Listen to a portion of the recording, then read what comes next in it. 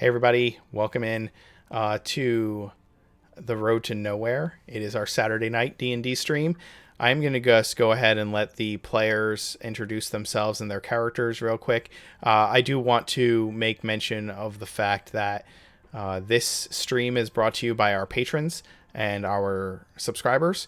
So if you enjoy what we do, you want to see us keep doing it, consider subscribing to us. If you are a Amazon Prime member, you can subscribe for free once a month to a stream, and we would be super excited if you decided to do that for us. Without further ado, why don't you guys get started? You can just go.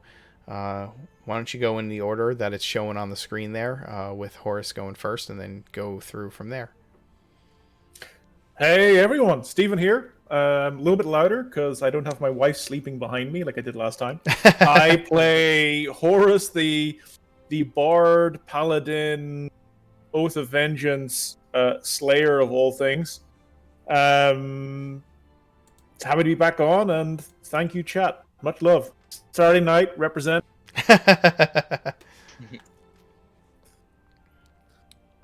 Genevieve?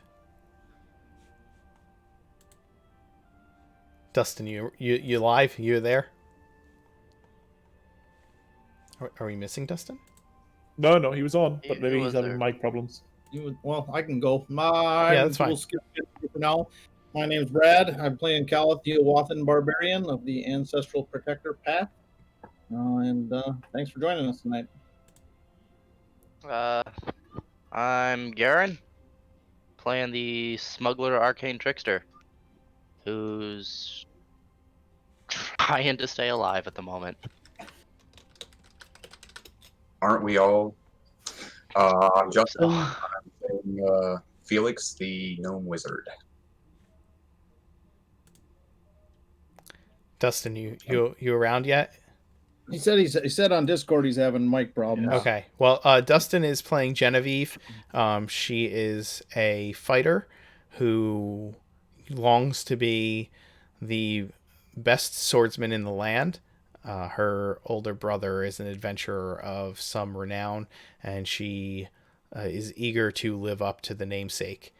Dustin will be back as soon as his mic is working, and he will introduce himself, I'm sure. I am the Mark Knight. I will be your dungeon master this evening and every Monday, Tuesday, Wednesday, Friday, and Saturday. So please listen in. When we last left off, the heroes had been thrown in the drunk tank, as far as they knew, for fighting outside of the city after Horus, who was charged with a bounty to bring in the murderers of some soldiers in Anchor, confronted them. They quickly took to sword blows just outside of the town of Nearmoore. The town elders decided to have them all cool off in some cells, but they quickly discovered that the town was filled with worshippers of the same serpent god from the temple nearby in the swamps, and that they were slotted to be used as sacrifices to said god. Breaking free and killing the cultists below, Horus, knowing now that they have the friend that he is searching for somewhere, has stepped outside of the walls of the Elders' Hall to find the villagers reveling before a burning effigy of the serpent god. When we last saw him, he was striding forward with purpose to begin slaughtering the revelers. And that's where we will pick up. So Horus is a bit busy at the moment. All right, can you guys hear me? Yes, we can hear you. Yeah. All right, hi, I'm Dustin. Like Mark said, I play Genevieve, a fighter who is trying to outshow her brother.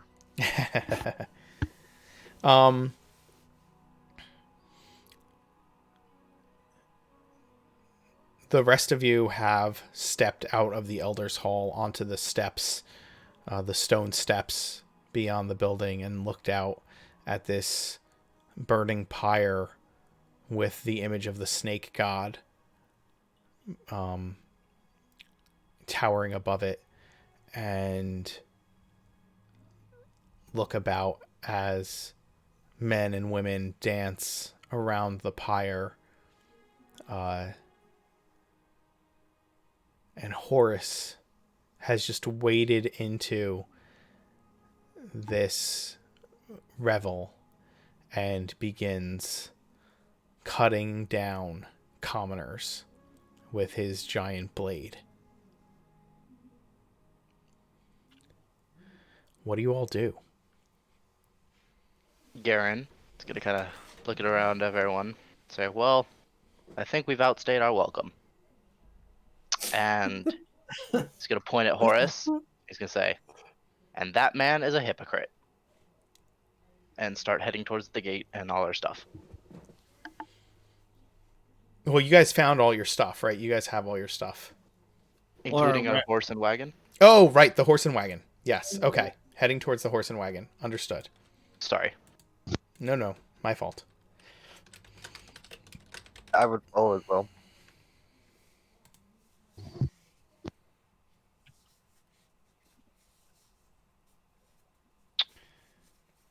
What'd you say? So Garen starts heading towards the wagon. Oh, I thought Genevieve said something. Yeah, I was gonna follow you. Okay. That sounds good. So I guess we're all walking over to our stuff now. At Okay. The, You I'd wanna start. hurriedly get stuff put together. Yeah, we should get our stuff and just at least get outside of town and then decide what we're gonna do. Okay. You start. I'm just numbly following them. You begin packing up your things to the sound and the sounds of revelry outside and music.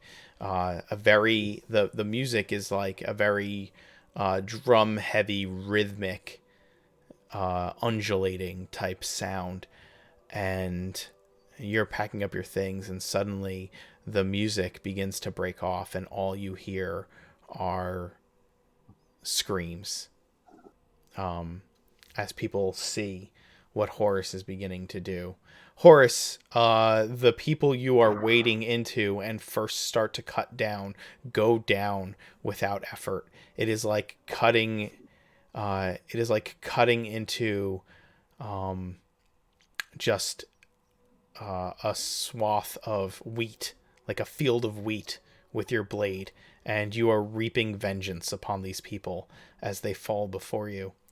And then the two male elders who you had seen earlier come around from either side of the pyre and start approaching you, and dark power is forming in their hands as they do. As you see them move towards you, the people who realized what you had been doing as the music faded off and the screams grew louder have started to run away from your presence. Some of them have grabbed whatever instruments they could to begin to form a resistance against you, while behind these two men that approach from either side of the fire, and you stand there in just among bodies and blood, with your sword dripping as they begin to approach. I don't have a map for this, but I think we can easily pull one together.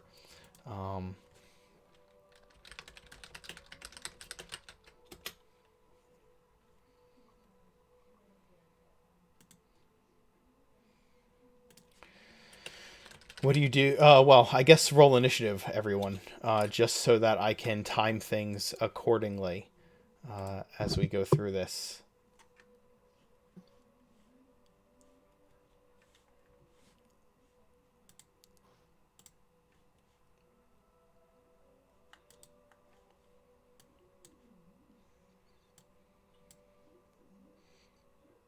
And I I think the music we have is not appropriate to the scene before us. I would say so.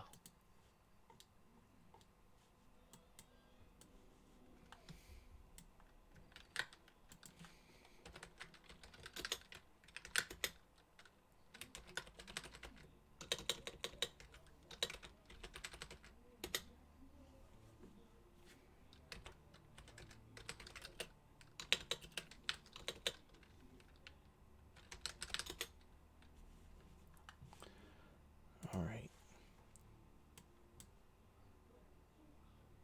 Quick question for you, Mark. Yeah. How do I bring up the D&D Beyond overlay on the stream? Just hover over it, or and that should bring it up. And actually, thank you for saying that, because I actually need to switch the overlay really quick. I think I still have last night's overlay on there. I also have a quick question from last session. When I was talking with Horus, he mentioned to me that he was going to find his friend, and then he handed me that black little things that he was found on the ground. Yep. What was that? What did he give me? They feel like and look like scales. Do I recognize them at all? No, you've never seen scales like this before. They're not fish scales, and they're not snake scales. You've never, like I said, you've never seen scales like this. Okay.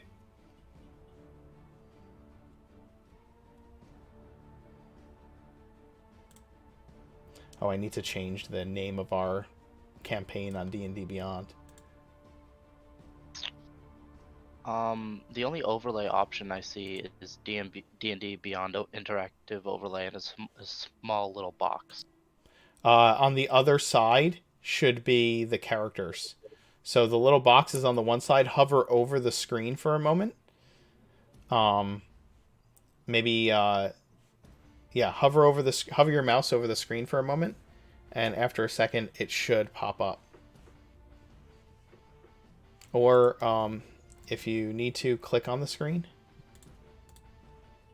I mean, I have our character stuff. I was just curious, just for future. Yeah, it should be there. Everybody else, everybody else in chat, do you guys see the overlays? Are the characters showing up? I mean, this has been a problem since actually we started. I haven't been able to find that, but it's not that big of a deal. I don't care too much. No worries. Okay.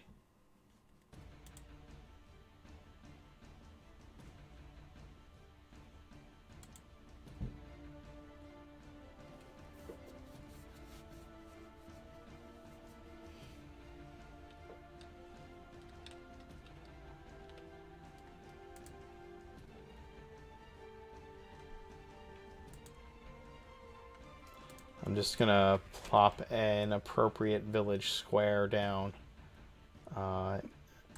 in our game here and light a fire in it.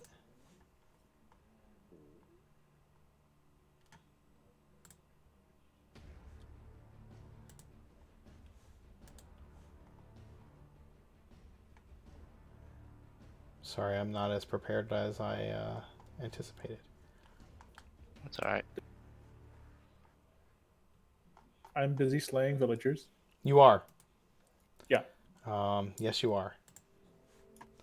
It's a hard job being a Oath of Vengeance paladin, but something's got to do it.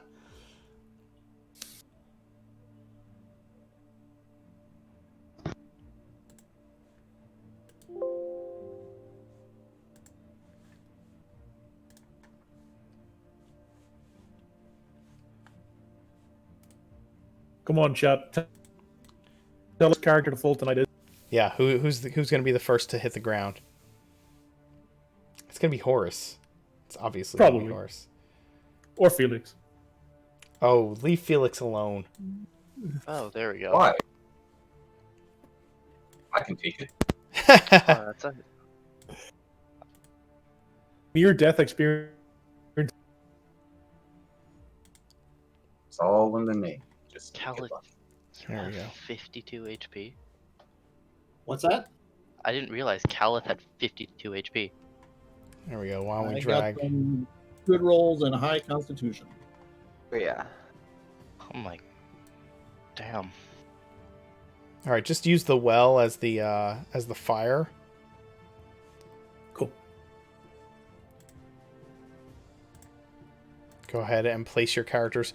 We can use this building as the inn, so your characters' things would be behind it. Which building, sorry? This building will be the inn, Okay. and this building will be the longhouse. So you would have just come out of this building here, Horus. I'll move them here then. That's fine. Yeah. So we're gonna be kind of going like this Yeah, exactly. Well, from the front of the building, not the back. from here. From Yep. here. Yeah, that's Okay. about right.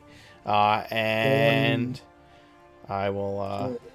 So when we roll initiative, are we where we are? Or are we over? Yes, here? you are where you are.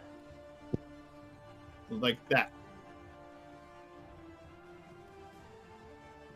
Yeah, you're already back there. That is correct.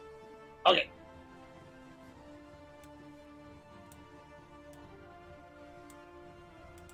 There we go. That's a bonfire, right? Yeah. I don't feel like the map is lining up to the grid quite right, but that's okay. We'll just leave it as it is. Horus, people have scattered from around you, and you are being approached by the two town elders. And those members of the town who have kind of begun to form up behind them as protection, or as kind of regrouped from their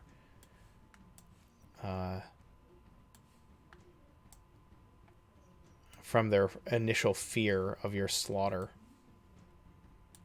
Got it. We'll get a few. Ah, that's not the right one.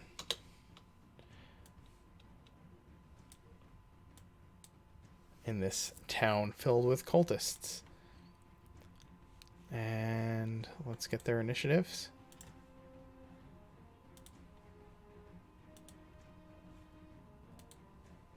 And of course, you act first, Horus, which is thematically appropriate. Let me have a think. Okay. Okay, so we have lots of people that need to die. Yes, you do. So you said that the two elders, they were like in the middle of casting some sort of magic. Yes. Well, but the rest of them are just like normal townsfolk. Is that right? Correct. They've grabbed what short swords and things they can grab and are reforming behind them. The rest of the townsfolk, like the women and children or those women and children and men who would not be combatants, have run off. And those men and women who would be willing to try to put a stop to you are coming forward. Got it. Okay. So, first of all, bonus action. Bonus action what? Rage. Of course. Move towards this guy. Okay. Well, I'm more closer to the fire, but yeah.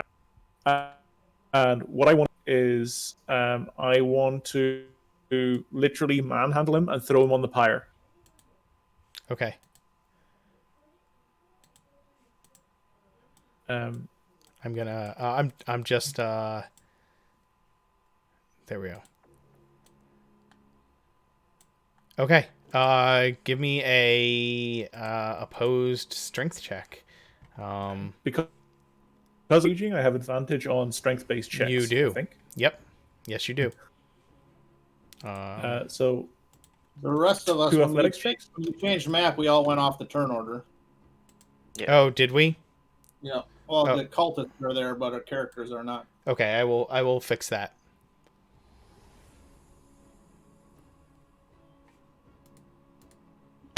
okay, 2 athletics checks, Mark. You're making an opposed athletics check. They are actually going to use acrobatics to try and not get through it. So, yeah, you overpower this gentleman and shove him into the fire.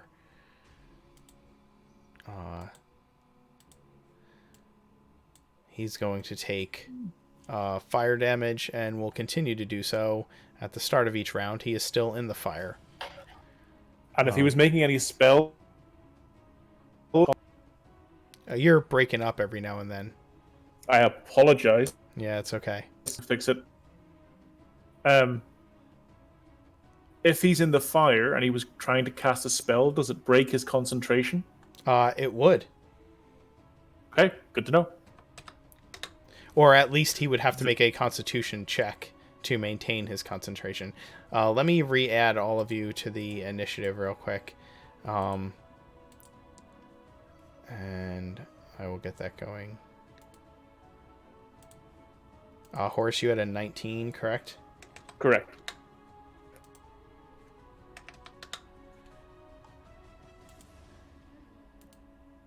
Genevieve, your initiative was 8. 12. Well, I keep messing up. I keep forgetting to click my token. Gotcha. So what was your original initiative? 12. Okay, got it. Promise, chat, and for everyone out there, I will get better at this technology. And then for Callith, we had a 5. Correct. All right.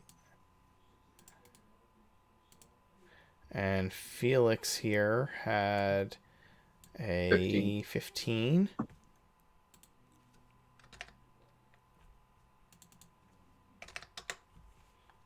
And then Garen 16. had a 16.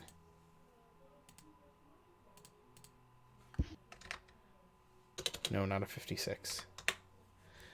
All right. Amazing. I'm down with 56. Garen, you were loading up the wagons. You hear the screams of the townsfolk behind you. Are you continuing to just load up your wagon? Garen's a bit unfazed because he's been in similar situations.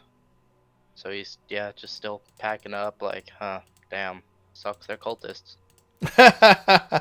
Okay. But doesn't really care too much because he kind of thinks Horus is just going to die anyways. Understood. Oh, and he knows this is a fight he doesn't want to try to take on yet. Okay.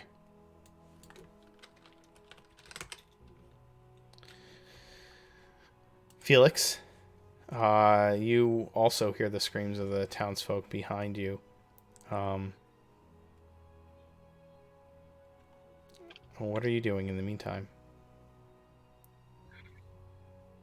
Guys, should we put a stop to this? You're very low, Felix. How about that? That's better. Guys, should we put a stop to this? This just doesn't feel right.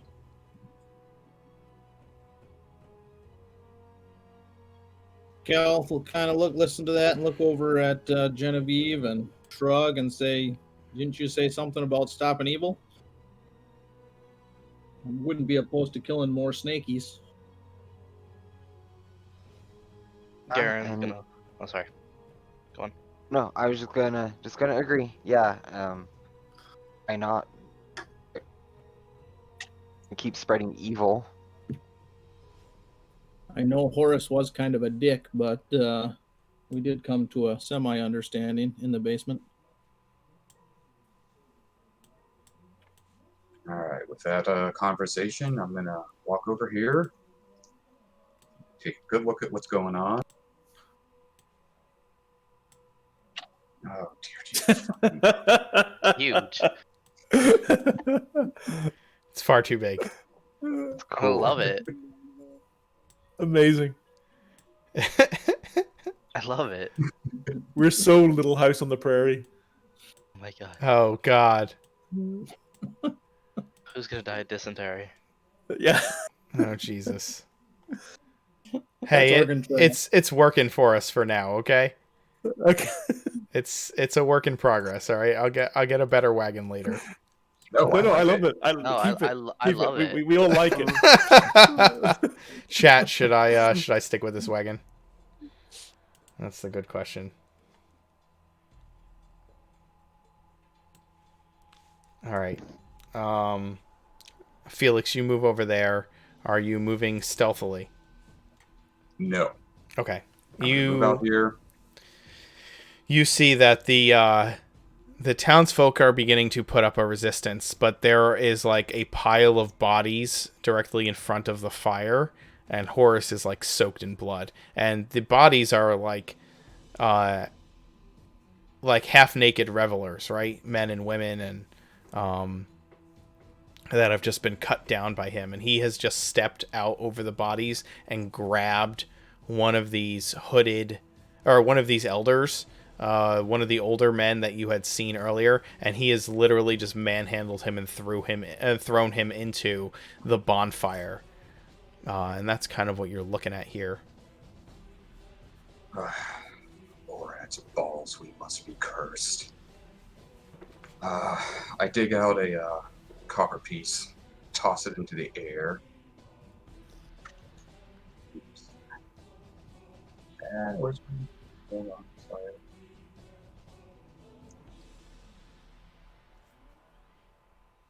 You toss the copper piece into the air. And I'm going to catapult it right along that line. I don't see the line that you're pointing. Oh, okay. Is it like this? Yes, that one. Okay, so attempting to hit one of the 3 cultists in line with you. All right, DC 15. Let me make some culty saves.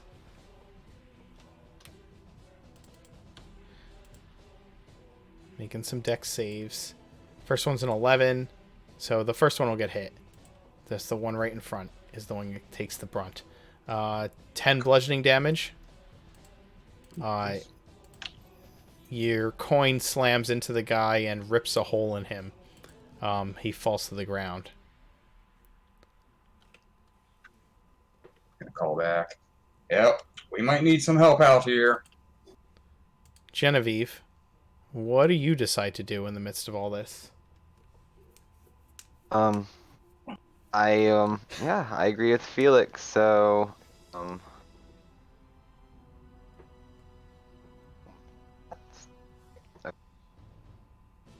I'll run over here to that's 30 to the wagon. Okay. I grab my bow. That would be pretty much. Would that be considered an action to grab that? To grab your bow? No, you can use it as a... I'm going to say you can grab it as a part of your move action. Because did you have it on you when you were... was it among your possessions in the jail? When we went to jail. Yeah. No, it was just my rapier. Okay. So if you have to like go into the wagon and grab it, then yeah, that'll be your action. Okay, yep, I'm fine with that. So I'm going to grab my bow and my quiver. I'll jump out and the helping hand. Okay.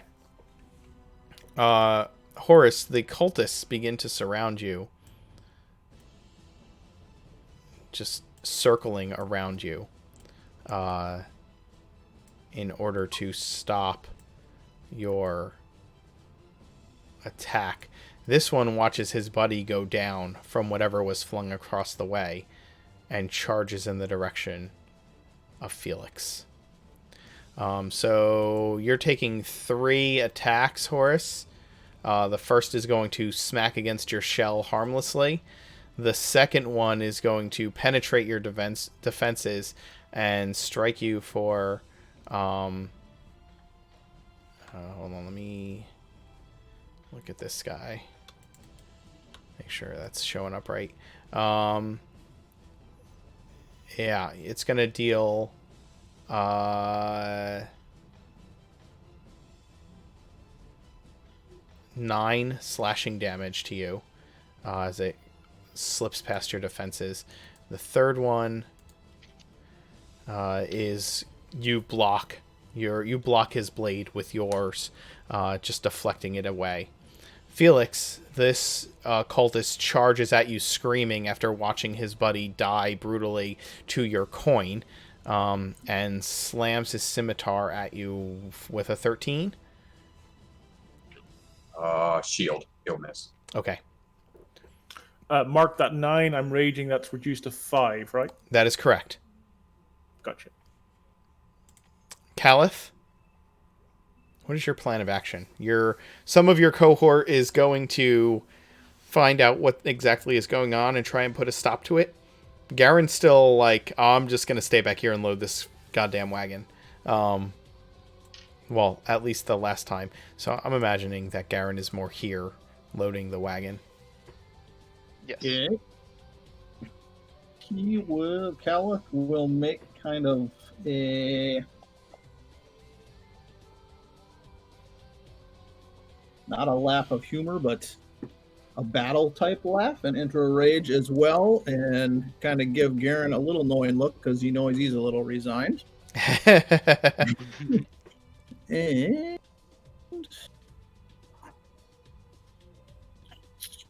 I will go to here and attack this one with a javelin throw. Okay.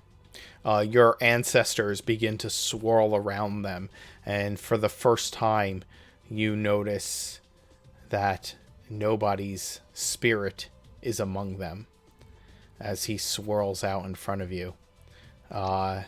You lift your javelin, kind of bolstered by the presence of your fallen friend, and you can roll your attack. Cool.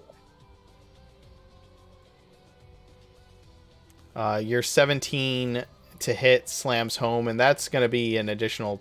does that do an additional damage with the javelin as well for your I rage? believe it has to be a melee attack, but let me double check.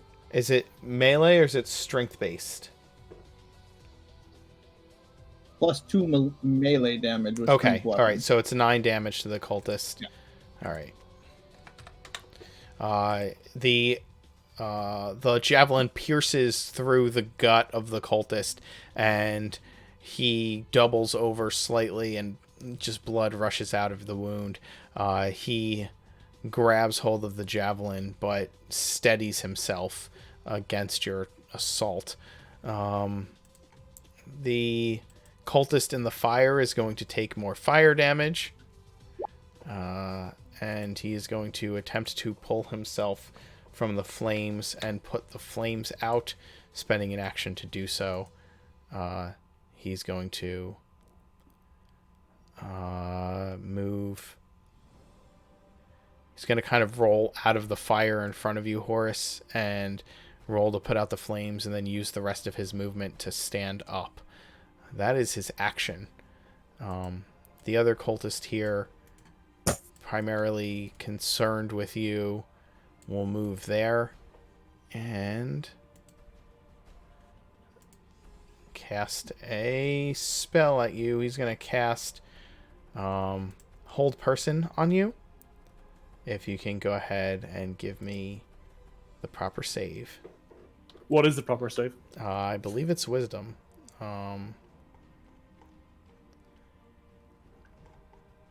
Okay, Wisdom? Yeah, Hold Person, it's going to be a Wisdom save. Gotcha.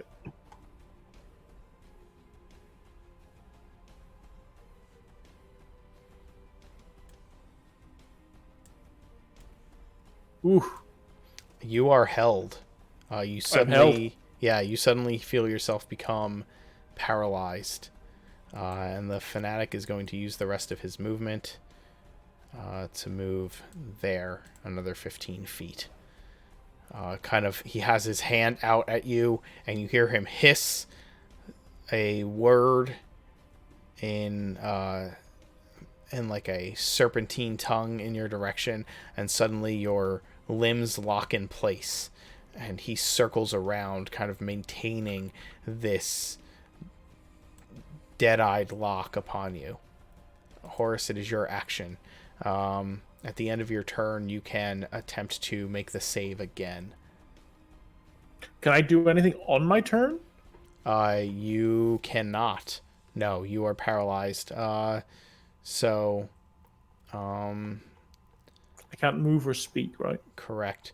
With Hold Person, sorry.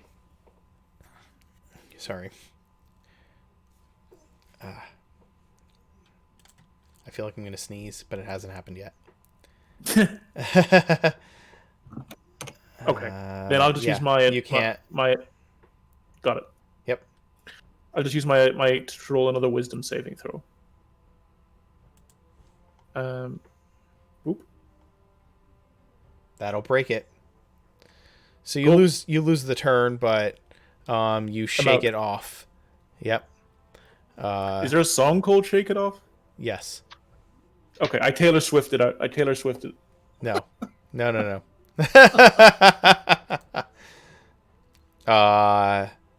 Yeah. Okay. You break free of his mental hold upon you. But that is it. That's all you can do. You pull free of it. Garen, your companions are marching into this mess. What will you do? Garen's gonna look over at Genevieve and be like, so we're going to slaughter a cult and their families if we let him live? And Garen's gonna keep packing up the wagon, because he's like, you know what? If Horus dies, Horus dies. If he lives, he's gonna kill the children, and I don't want to be a part of that. Felix? You have a cultist right in front of you. They look very, very bad. They have a javelin sticking through their stomach and out their back. And they're just like coughing up blood and holding their scimitars shakily in front of you. Well, Caliph is behind me, and I trust him. Did you say Caliph is behind you and you trust him? Yep, Okay. oddly enough. Alright, move up here a bit.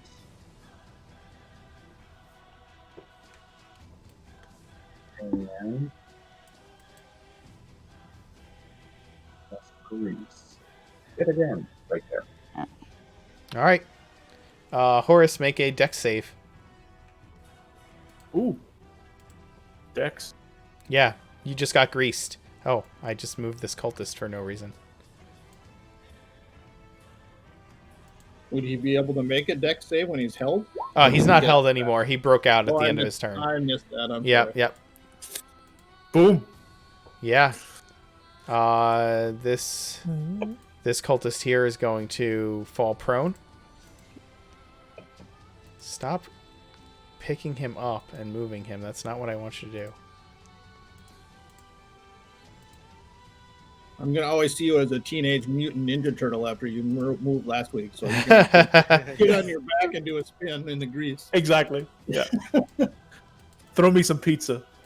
And this cultist is going to make his dexterity save. And he is going to succeed and stay standing.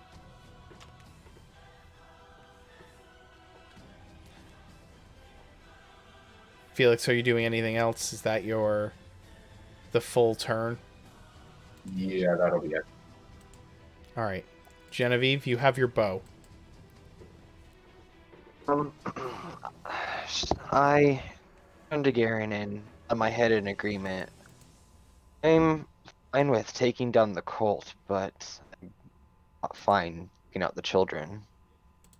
So I will stay here with you and just guard the wagon.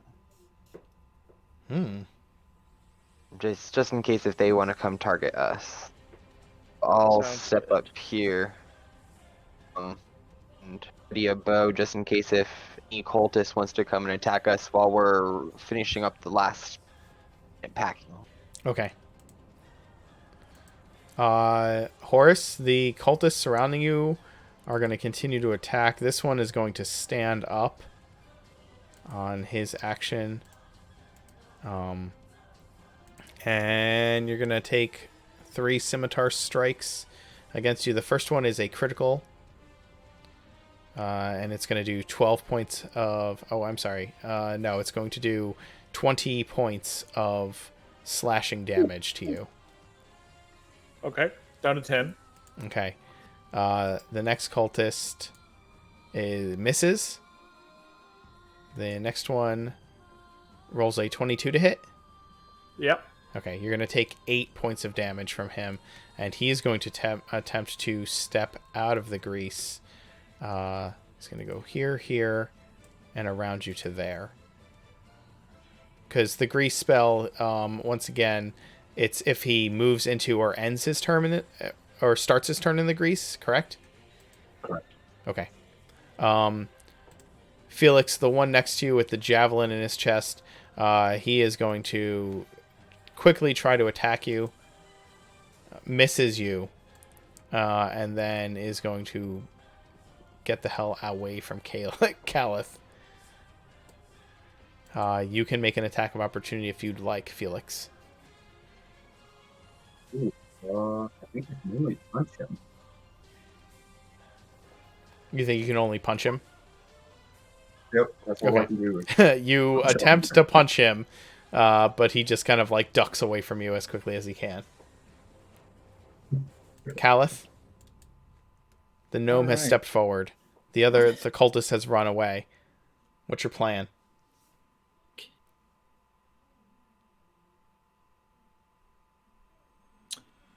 Calith was very weary over the last couple days. That last laugh he gave last time was kind of a punch-drunk laugh.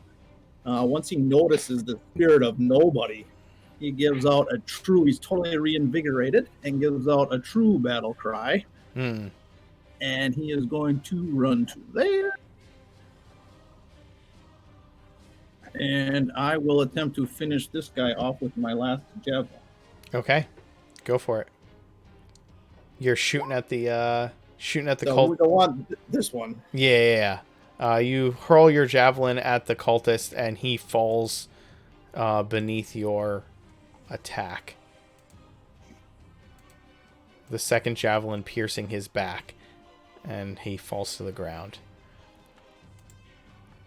Horus, the cult fanatic in front of you, reaches forward. And attempts to place, kind of summon dark energy, and completely misses you, falling to the ground in the grease. He like reaches a handful of dark energy towards you and misjudges his steps, slips and falls and lands on his face. He is now prone. The one behind you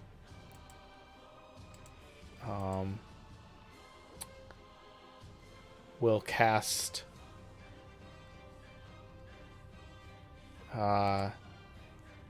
he casts Shield of Faith on himself, and then will cast Sacred Flame at you. Dex saving throw, right? Yep, Dex saving throw.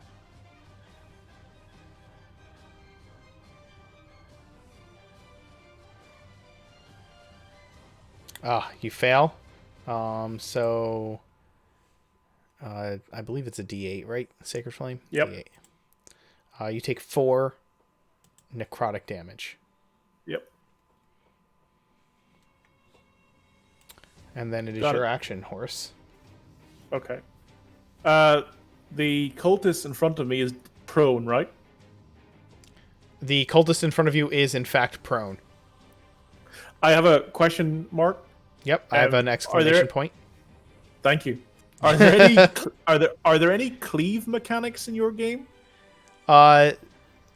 There's not a cleave mechanic, but just tell me what you're trying to do. I'll let you know how that works out. There's a feat you can take. There is a feat you can take. Yep. That has a cleave mechanic.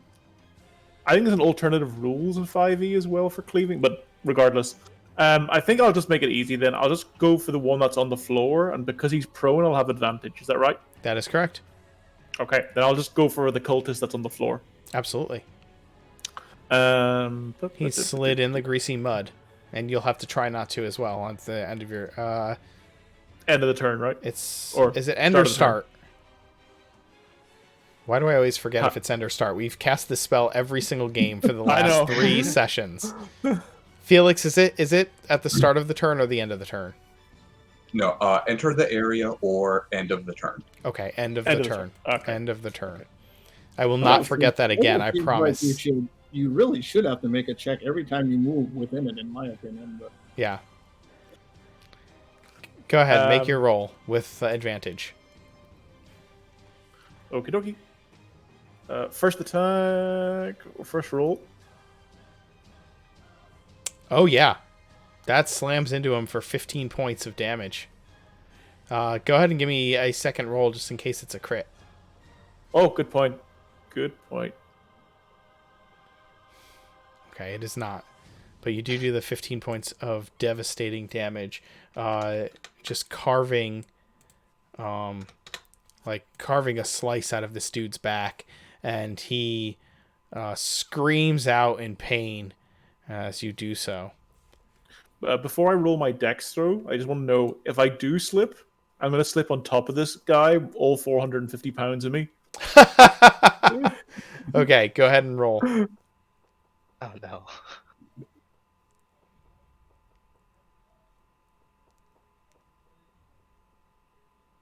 Ah. You succeed as you're at your dex throw. Got it. Are you staying where you're standing? Oh, yeah. Okay. Garen, are you continuing to... I'm guessing you're continuing to load the wagon. I'm continuing to load the wagon, kind of not really seen him do this before, but he's kind of muttering under his breath, like, people don't know how to deal with being wanted to get me killed. Felix? Move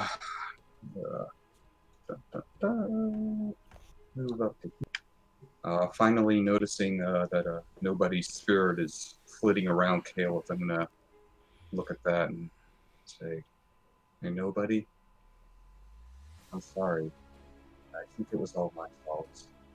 I'll try to make it right."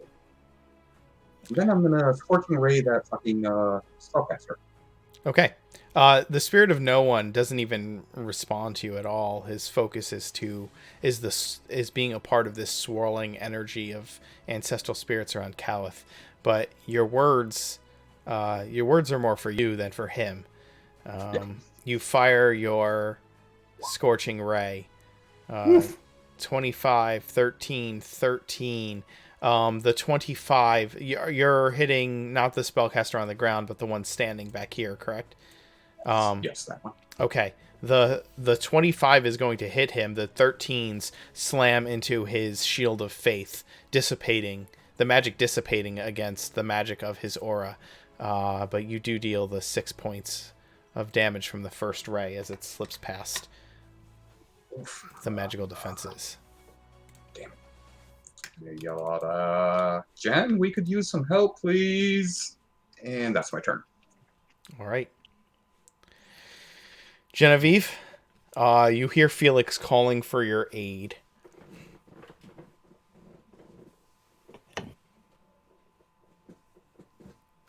Okay. I'll move up to here. And I will send some help. I will shoot an arrow at that cultist. Okay. For some reason my sound is messed up. So we'll do it this way.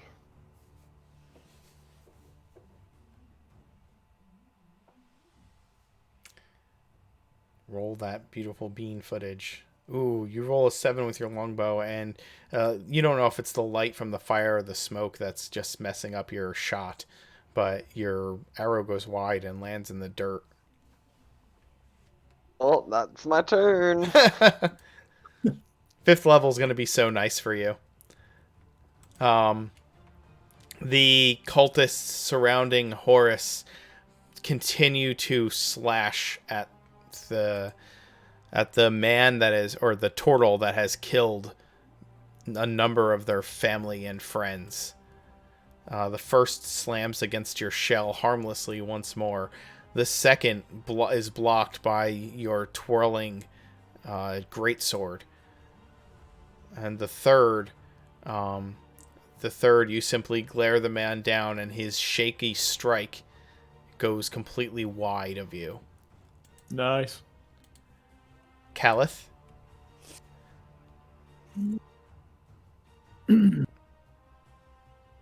We'll move to here and attack this one with my sword and use green flame blade on this one if it hits. Okay, go for it. And I am also going to recklessly attack. Absolutely. You have advantage, and then they will have advantage against you.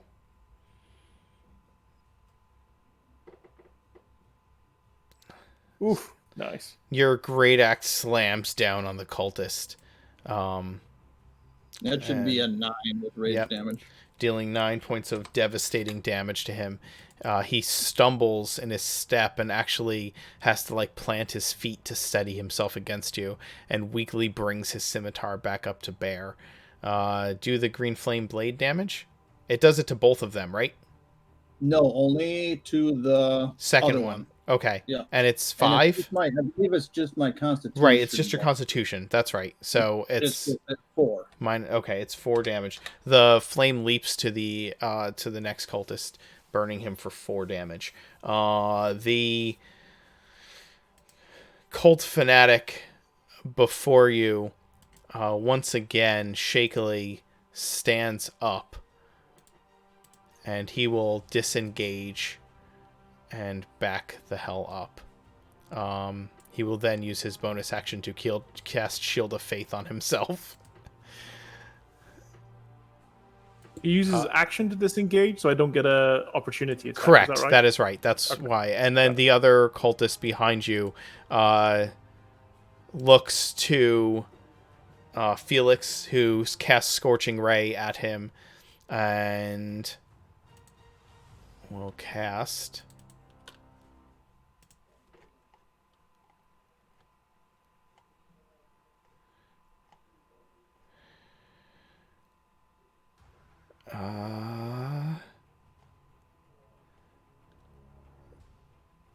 he will cast Spiritual Weapon directly beside you, which will then attack.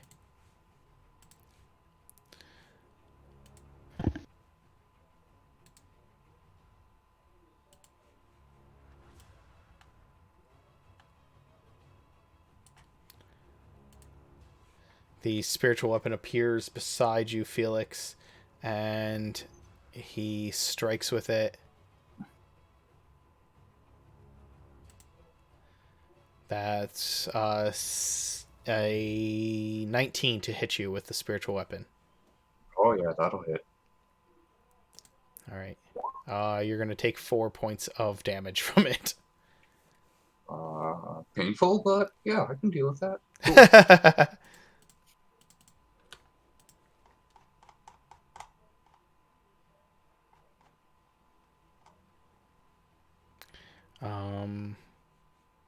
Yes. Okay. He so he casts spiritual weapon as his bonus action, and then he will also cast oh, you know what? That's going to drop his Shield of Faith. So his Shield of Faith drops, and he attempts to hit you with Sacred Flame. So go ahead and roll your dexterity save. Who are you talking to? Oh, Felix. Me. Felix. He's focusing on Felix. Okay. Because I was a dick and tried to kill him. Yes, that's exactly why. All your fault, Felix. All your fault. You succeed. He will then move away from Calith. I have this image of this guy casting Shield of Faith and Felix just jumping up and squealing before the before the radiant damage hit. Garen. Oh wait, I skipped Horus. I'm sorry. Horus, you see that now that they've had time to gather some items for their defense, several other cultists begin to come out of the houses and move towards the combat. They'll come from over here.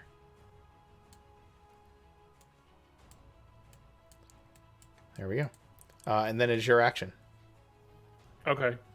Caliph has got this guy.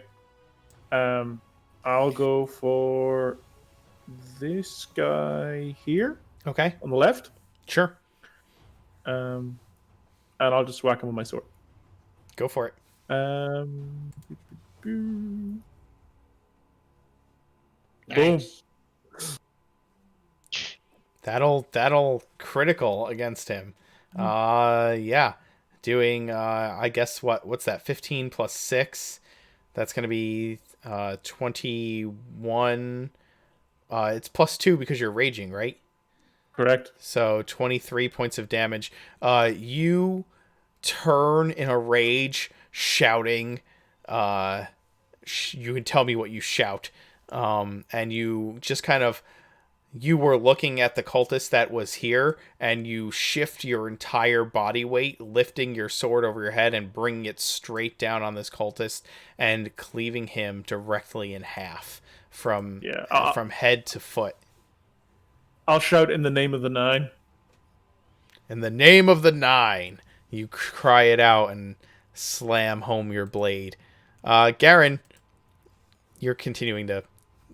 I'm guessing you're still continuing to load the wagon. It's only been 18 seconds, so... Yeah, I know. Did I notice Genevieve go walk over? Oh yeah, Genevieve moved forward.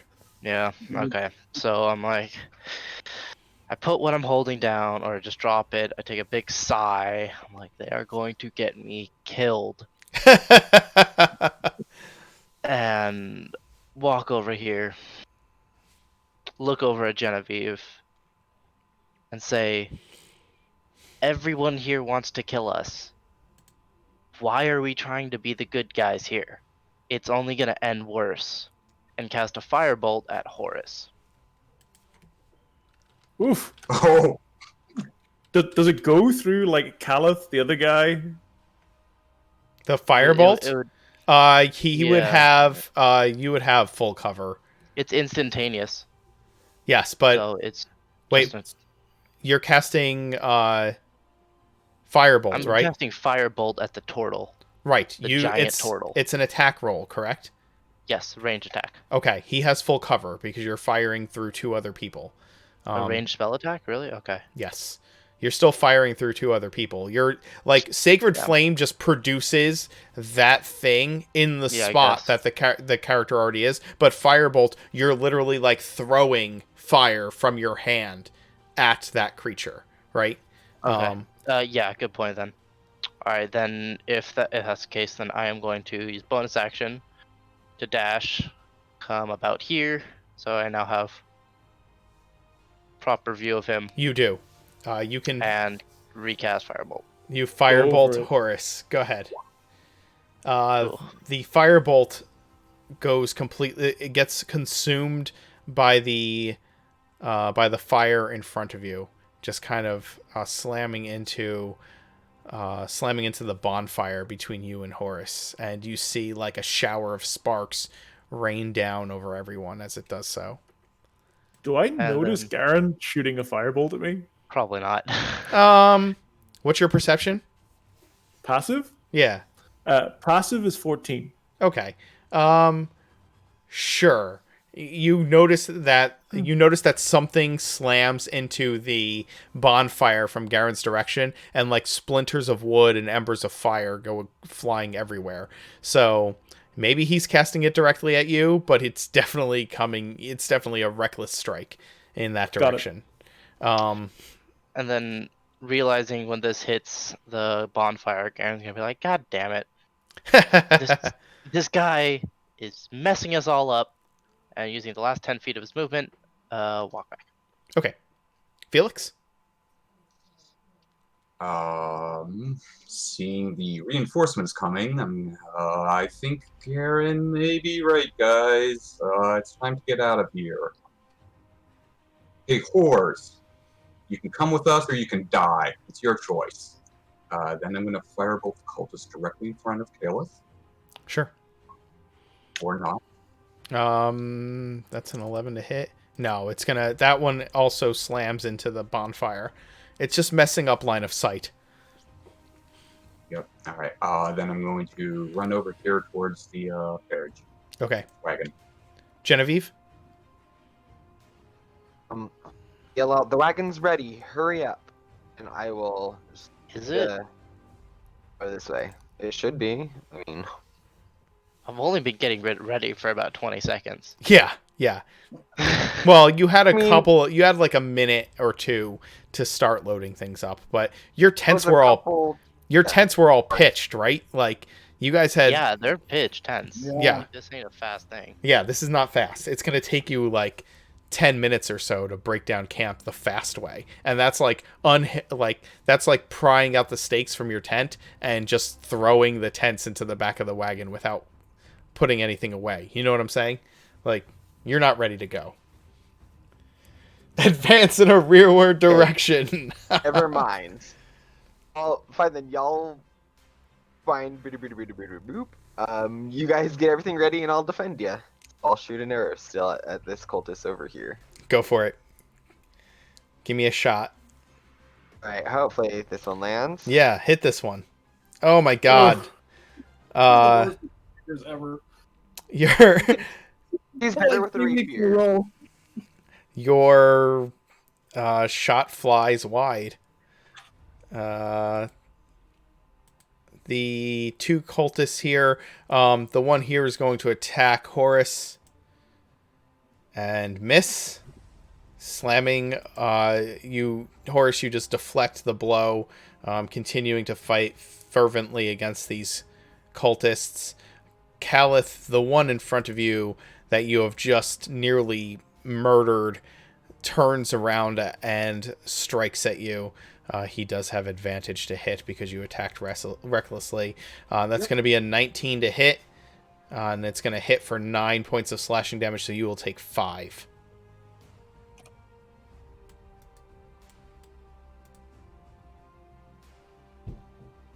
The first cultist rushes forward towards Horus, not even noticing the grease. He's going to have to make a save to try not to fall. And he falls prone.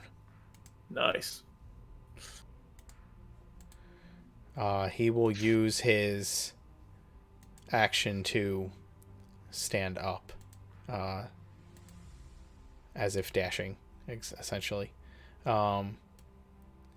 The next cultist moves forward. The rest of them are just going to charge forward as far as they can. And they are going to start off by taking defensive stances. So these three, the last three that moved, take defensive stances. And Calith, it is your action.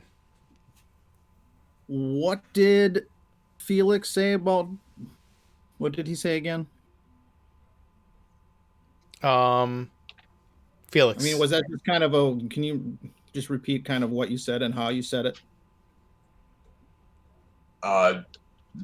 Maybe Garen's right. It's time to get out of here. Yep, that's what he said. Okay. That's a little too wishy-washy for me to notice in my rage. And I'm also kind of, do I get any sense from my ancestral protectors that they would be protecting Horus, or would he still be considered an enemy to them? If your intent is to protect Horus, then they will follow that intent. Well, I was actually hoping. You're trying to determine that from them. I'm trying to determine that from them, correct. Okay. Well, then they will continue. They will treat Horus as an unknown in the meantime. Okay. You being unsure of whether he should be treated as ally or foe, they stick with you. Okay. I will just do a regular attack on this one. Okay.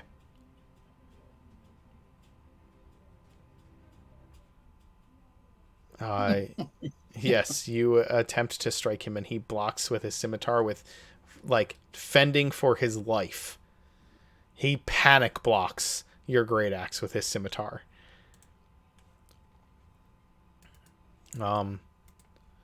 This cultist here, he will move forward slightly, and he is going to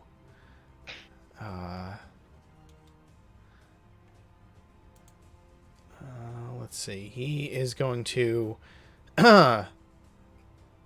shout to Horus, drop.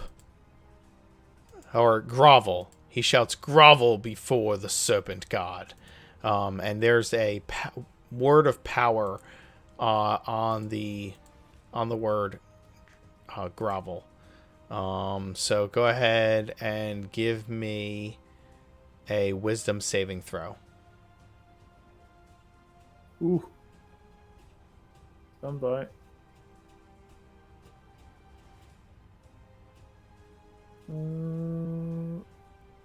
Okay.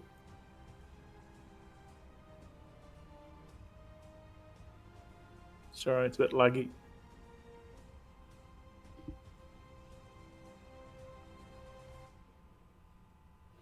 Okay, you succeed. Can I just reply? I grovel to no man nor snake. Nice.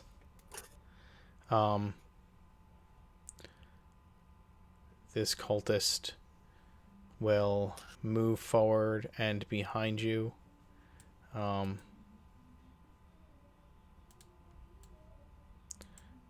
And reaches out with dark power. And a 7 is not going to do it. No. Nope. Horus, it's your action. Oh, actually, he's going to move. As a bonus action, he's also going to move his blade up behind Caliph and strike with it. And miss. Now it's your action, Horse. Yep. All right. This guy's up again, right? He's not prone. He is not prone. That is correct. But this guy, did he come through the grease? How did he get to me? Like he went round? Which one?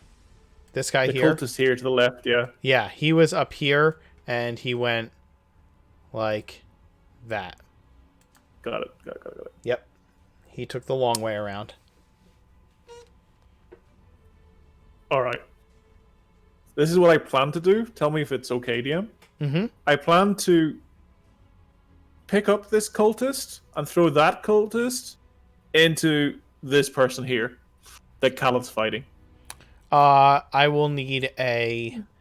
So you'll have to grapple him as your action, yeah. Right? So right. That'll be your action. Throwing him, I think...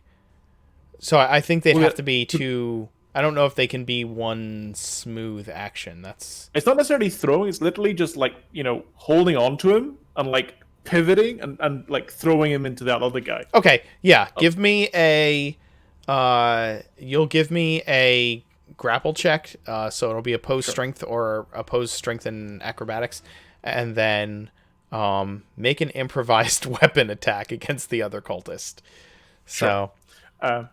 I'm still raging, so I still have advantage on my strength-based checks. You do. So I'll do my athletics check. I'll throw 2 athletics checks. 1. On the second one. Oh, yeah. You grab the cultist by the front of his shirt and lift him. And then go ahead and give me an improvised attack roll. Okay, that's just an unarmed strike, is it? Yeah, unarmed strike works. The damage, though, will be a d6 plus strength. Okay. You attempt to slam him into the cultist behind you, but it's kind of hard to maneuver a living person in that way, and the cultist behind you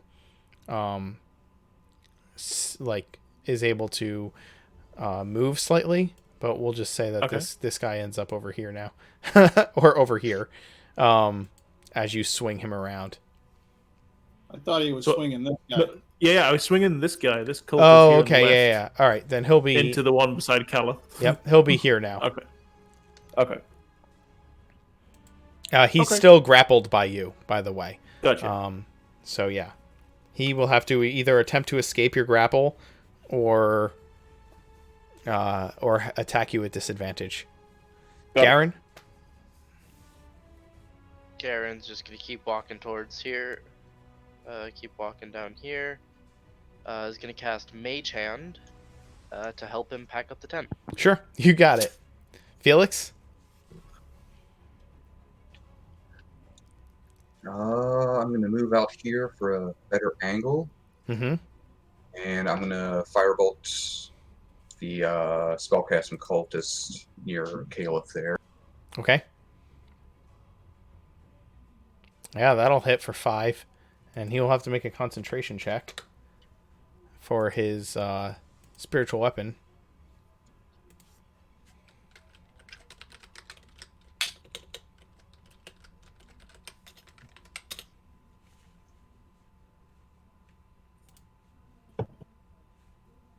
And then I'm going to use my last 10 feet to move Oh, I'm sorry. Spiritual weapon is not down.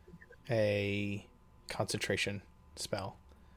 So he still does have Shield of Faith up. You still hit him, but he does need to make a concentration check for this Shield of Faith. So he succeeds and still has the shield up. All right. Genevieve? So I'll take a deep breath in my stance to make sure that my shooting, my arm is right. Okay. I will load an arrow. I'm using a superiority die to use a fainting attack Okay. for advantage on this guy. Sure. I will. Fainting attack doesn't specify melee weapon. It just is Let me weapon attack. double check. It gives me. I just have advantage on my next attack roll against the creature. Cool. All right. You're good. So I figured there'd be like some kind of like fainting flourish. Right. On just a little Google that I said, it says they have to be within 5 feet of you. For fainting attack? Oh, hey, it does. Google Bad. search. Okay. I'll shoot at it. Either way, it should hit. Yeah, if we just take your first roll, it's gonna hit.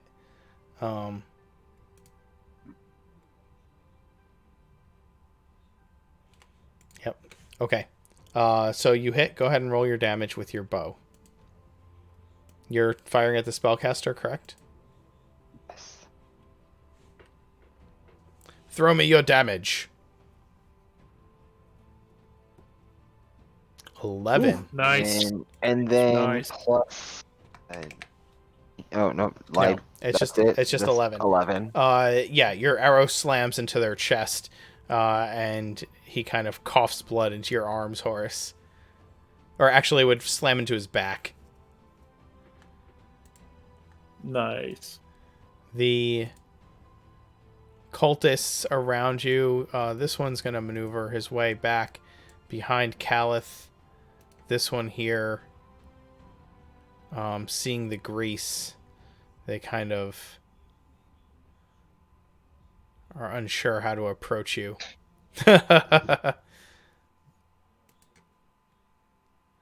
This one's going to walk back and take the spot of the spellcaster.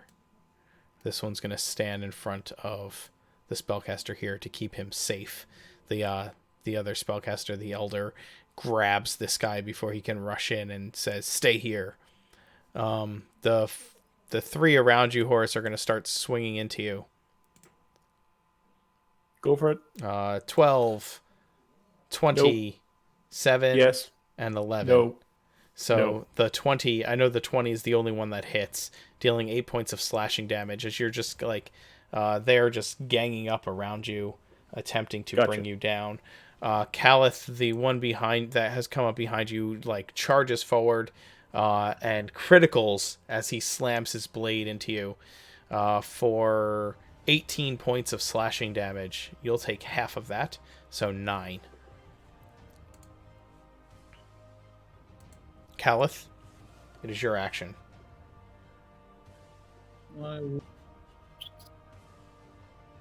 attack this one again with green flame blade on the cultist if it hits. Okay. That will Nice. hit. Nice, You'll nice, do nice, 10 nice. points of damage, and he will fall before your axe. And this guy takes damage from your green flame, burning in Horus's arms.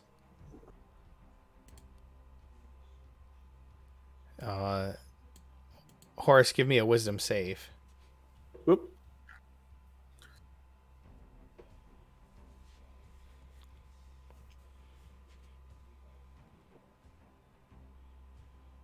You are held by this Held.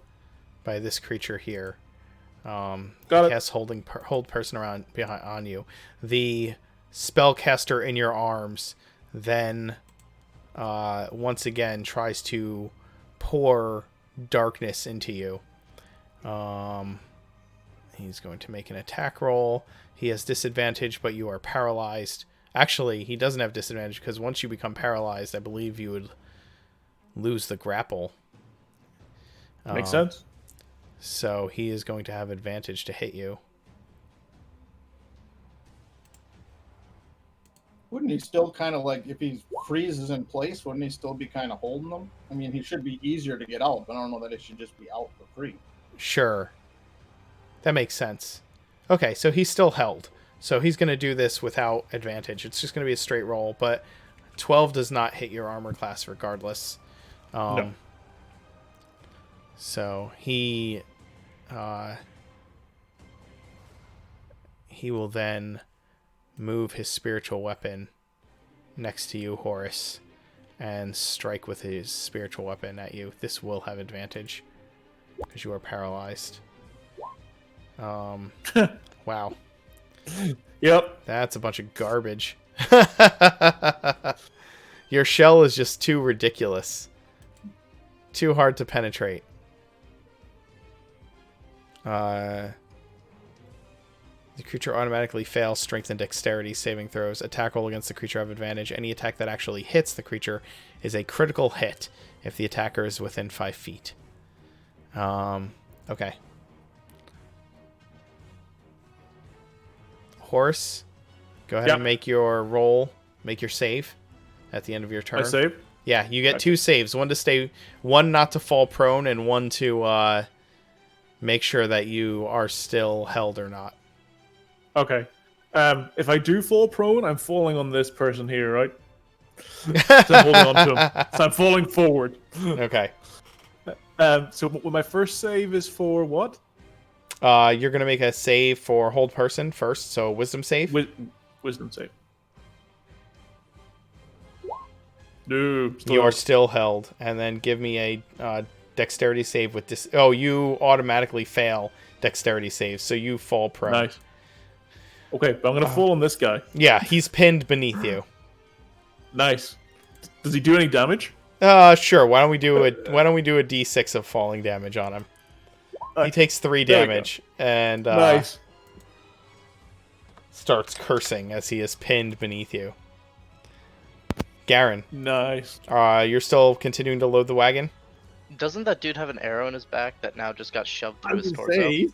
It broke as it fell. Okay. Garen's gonna look over at Felix and say, "You mind helping me so we can not die tonight?" And continue. You continue packing up everything. You also have to stop fishing for free damage. Felix, it's your action. I'm going to yell out, Caliph, we are effing leaving! And I'm going to move down and start hitching up the horses if they're not already hitched up.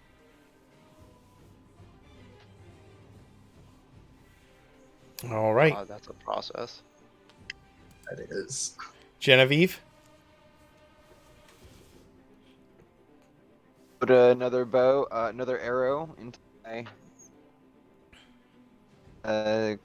cultist. Which one? Elder. Under me. The spellcaster is currently underneath Horus, so to hit him, you will have disadvantage and he will have cover. So, See, I can see this one right here, though, right? oh yeah, perfectly fine. Okay. Then I will shift my aim over there. Oh my Oof. goodness. Really? Genevieve. Your Oh, God. Oh. your bowstring snaps as you pull it back. Okay. I will just throw it aside. The cultists surround you, Horus. The three that are around you, they begin shoving their blades at your fallen, paralyzed form. So let's get some 3 scimitar attacks with advantage. That's a 10. Double. Well, the first one was a double 10. The second one is it hits you, so it's automatically a critical. You will take 14. You get half. Yeah. The next one is still a 10 to hit, and then a 19, and that's automatically becomes a critical, so you'll take 16 slashing damage. Again, it's halved. Calith, the one... Go ahead. I'm on 1 point. Okay. Calith, the one behind you will strike at you with a scimitar. No, I'm not 1 point. I'm down. Okay. You are unconscious? Yeah. All right. Calith, 17, does that hit your armor class? Yes, it does. Okay. You are going to take 7 points of slashing damage, so you'll just have that for 4. All right. Are you... oh, the grease just stays there for a minute, right? Yeah. Yeah. So... I need to give this dexterity save on this one cultist who's still in the grease. Actually, with you being down, he's going to move out of the grease and head this way after you go down.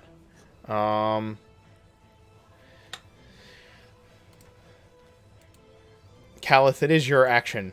Horus has fallen. The cultist beneath him is writhing around. Stuck. Alright. Well, Cal sees him, goes down, and figures since he was kind of on the fence about him anyways, says that must be the will of the spirits. Nice. So we'll leave him to his fate, and I will hear Felix this time. And there's a lot of them. I'm going to use my action to disengage from him, and then bonus action 30 feet run. So you have your disengagement would be your action, and then the movement would just be your movement. Okay. Yep. Okay. All right. Do you drop your will your rage drop if you do not attack, or is it if you do not see enemies? No, if I don't attack, it drops. Okay, so you're gonna your ancestral spirits kind of fade as you run back towards the rest of the group. The cult fanatic here, seeing that Horus has dropped and that you are all running away, will move up here, and Calith, give me a wisdom save. He drops the hold person on Horus, then uses his last high level spell slot to cast. Calith, you are held. You are now paralyzed.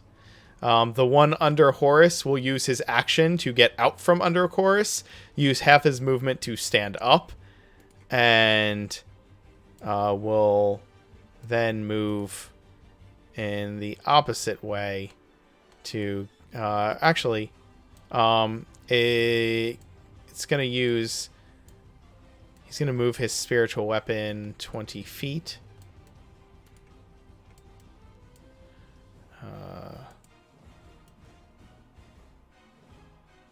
To here.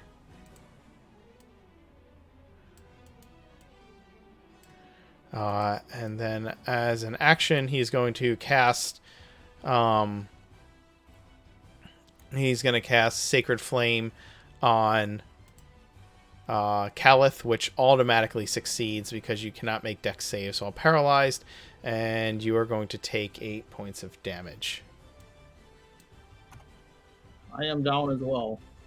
Oh no, I'm sorry. You're going to take a d8 in damage. I'm sorry. It's just 1 damage. 4 damage. He rolls like crap. So you take 4. Yeah. So I don't know if you were down yet, but you definitely I'm take. You're still down. No, I'm not down. Okay, and then he's gonna move away. Horus, give me your first death save. Death save. Death save. Yeah. Okay. Does anybody remember if I had 7 or 8 before I subtracted that? I'm not First sure. death save. Okay, that's a pass. Yeah, that's a pass. That's one success. Garen, you're loading the wagons.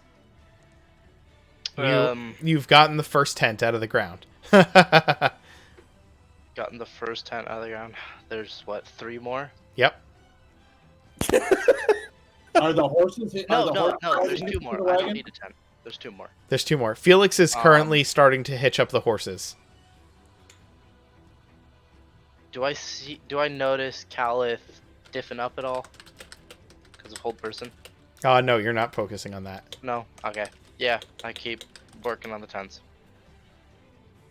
Keep grumbling to myself if these guys don't know how to deal with being wanted. Okay. Oh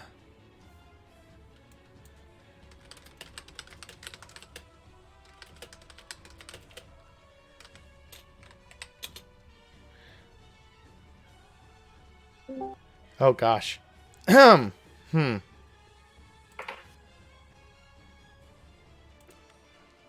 Okay. Yeah, it's gonna take a little time to hitch up horses to the wagon. Felix. Yeah, it's not a fast process. Felix, you're continuing to do that, right? Give me an animal handling roll because you're hastily trying to hitch them to the wagon. Actually, I just realized the same thing myself, and I'm going to ditch that complete idea. Okay. I want to use my entire movement to hop onto the wagon and then hop onto a horse and try to get it over to Caliph. And I'm going to yell back to Karen. Okay. Forget the stuff. Forget that. Just grab the other horse. We need to leave now. Give me a give me an animal handling roll. Gotcha.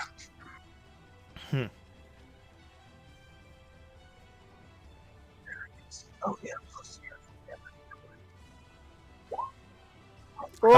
You jump on the horse and move him towards attempt to move him towards Caliph, but the horse is spooked.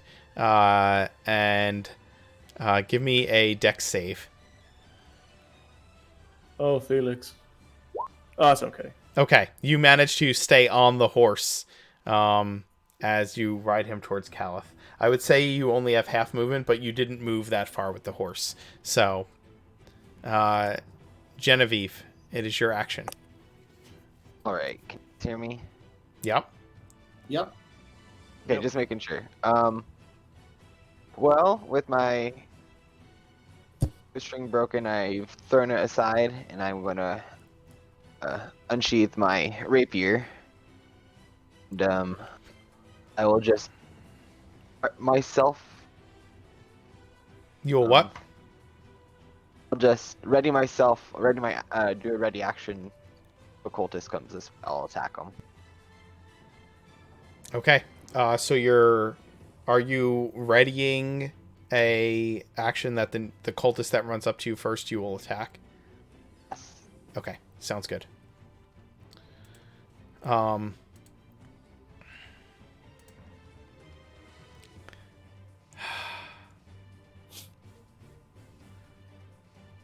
Steven? Yes. I should do what they would do, right? Do what they do. Okay, the 2 cultists standing over you each stab you while you're on the for ground. You're gonna take 2 fails on 2 your fails to do? 2 death phase. Yeah, 2 failures on your death saves. Got it. It's I can't think of a reason why they wouldn't keep you down. Yeah, Absolutely so fine. yeah, I would like I'm good to. with the dude.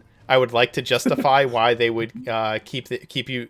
They wouldn't just put you down permanently, but I can't. You don't need to, dude. I know. Understood. I know. This guy is going to. I don't think he would move that far forward. He's gonna stay. I might have to these stop cultists. ordering art though. You ordered Horus art. I did. Of course I did. Oh my god. It's been one session and you ended it going slaughtering people. Oh my god. You just hate your bank account. That's what it comes down to. All right. He's gonna step forward and he is going to cast.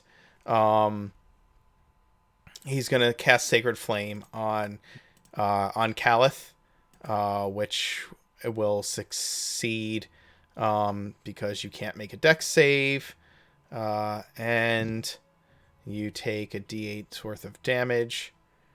Which is going to be 6 this time. So that'll probably drop you, correct? That's hit me to 0 exactly. All right, so you are unconscious. The other one who was, he will then move his spiritual weapon over to Genevieve and start attacking Genevieve with that. 19 to hit. Yes. All right. Oh, that's the wrong damage. Hold on. And it deals 4 damage to you, Genevieve. The 2 most forward cultists are going to move up to Genevieve. And you get to attack the first one that approaches you. Okay. This one's going to use all of its movement to get here. Okay, you miss your strike against them, and they are going to both attack you with their scimitars. That's an 8 and an 8 to hit, so both of them miss against you. And I used a... Where is it? No, it's a held action, never mind. I don't have a boat, never mind. having stabbed Horus twice on the ground, they are going to move forward to deal with the ones who are the still living.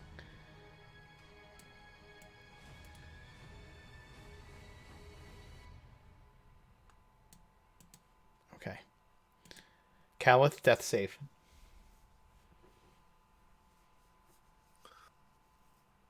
Go on, Calith. Oof. Calith, you have one death save failure. Horus, make your last. Yep. Make a death save. Make my last one? Is that like I hope not. I hope not. foretelling? I hope not. You have two failures and one success. Hey Mark, can I give my inspiration to Horus to give him advantage, maybe? I'll allow it. Yes. Okay. Dude, you don't have to. I don't want to like. You don't. Yes, you don't have to, Yeah. but I will allow it. Yeah. If Okay, that's well, let's see how the first roll goes. If it's bad, I'm giving you my inspiration. This roll's gonna kill him Oh. no matter what. Not no matter what. Never mind. go ahead, Horus. Make your death save. Hey, Hey, that's Okay. that's 2-2. 2-2. It's a Desmond. Garen, keep loading. Garen's gonna notice that Felix jumped on a horse and nearly got bucked off. Yeah. He's gonna kind of turn around, see what Felix is doing, and realizing that Felix now has the horse and is riding it, we're not gonna be able to get out of here with all our stuff. Garen kind of wants to keep his money, so he Right. kind of walks over here. And as Sticks you it walk better over on the there, floor. you see that Calith has fallen, and these cultists are starting to surround Genevieve. Garen realizes, like, you know what? If you guys are gonna start a fight, know a way to finish it. Draw his longsword and his short sword. Okay. Using his movement speed, if this will let me, move around here, and bonus action dash. Where are you moving Yeah. to? There's another horse. isn't there? Here, no, bonus action dash to Okay. here. Okay. And yes, there is another horse. You're dashing behind this house here, Behind the house, yeah, making my way taking the long way around. up this way, yes. Okay. my mage hand dispels when I get more than 30 feet away from it. So No problem. Felix, you have a crowd forming around Genevieve.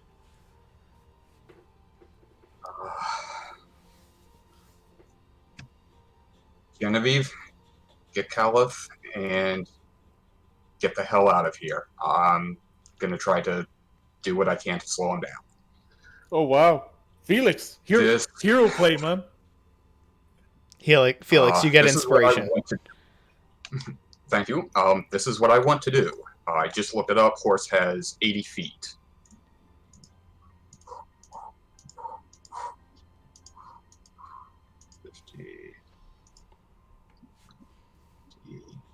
Let's see it. 70. Okay. Doing that whole line, I'm going to try to bowl over everyone. I actually can't see the line. That's really weird. Oh, really? Yeah. Neither Me can I. neither. There it is. Oh, there now it I can. is. Eh. Oh, you are literally trying to bowl over everyone with the horse. Yes. Doing a dash I action? don't know if it'll work, but yeah. Holy Amazing. crap. All right. Here's what I need you to do. You're going to make an animal handling check. Okay? They are all going to make dexterity saves against your animal handling check. Any one of them that fails falls prone. So I'm yeah. so using the inspiration for this. All right. Go ahead. oh my 19. God. All right. Dex saves all around. They will fall prone, and I will even have them take a d6 of improvised weapon damage as they do so, if they fail. If they succeed, they don't jump out of the way.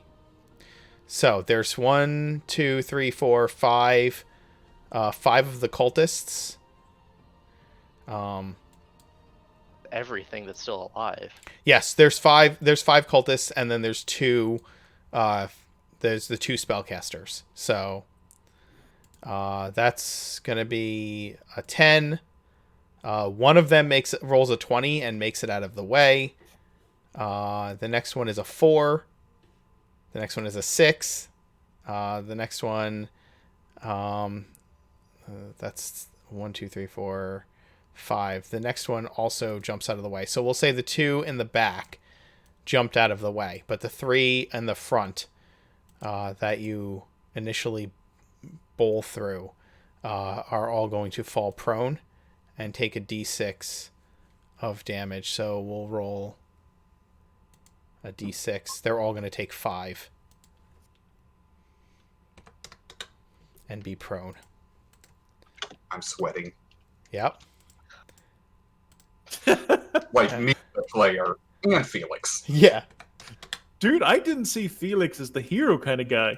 Well, he's I'm taken impressed. some inspiration from nobody, I think. The It's a hero play. lot of The 2 in the back have succeeded. The spellcasters now have to make their saves. That's a critical fail and a fail. You trample both of the spellcasters. They fall under the feet of the horse. And the spiritual weapon fades into nothingness before your eyes, Genevieve. Genevieve, it's your action. There are 3 prone cultists before you. So the one in front of me and the 2 beside me are down. All the 3 that are marked with that little icon are all down on the ground. So I wanted to make sure. So striking them, I would have advantage. Did you really just make an Old Town Road reference in chat? Yes. You're automatically failing your 3rd death save. Thank you very much. Please turn in your character sheet and never show up at my stream again.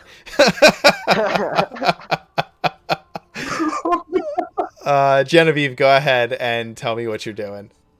I'm going to just thrust down with my rapier on this one in front of beside me. Okay. Go ahead and make an attack roll with advantage. It's a play from my book. Oh yeah, No, that hits. Deal that Alright. deal that beautiful, sweet moon touch rapier Oh, damage. nope, that's not right. I don't know why. I have to hand type it in. I apologize. No worries. Even when you click the name in the chat. Okay, you do 9 points of damage to this dude on the ground, and you basically just shove your rapier into his throat.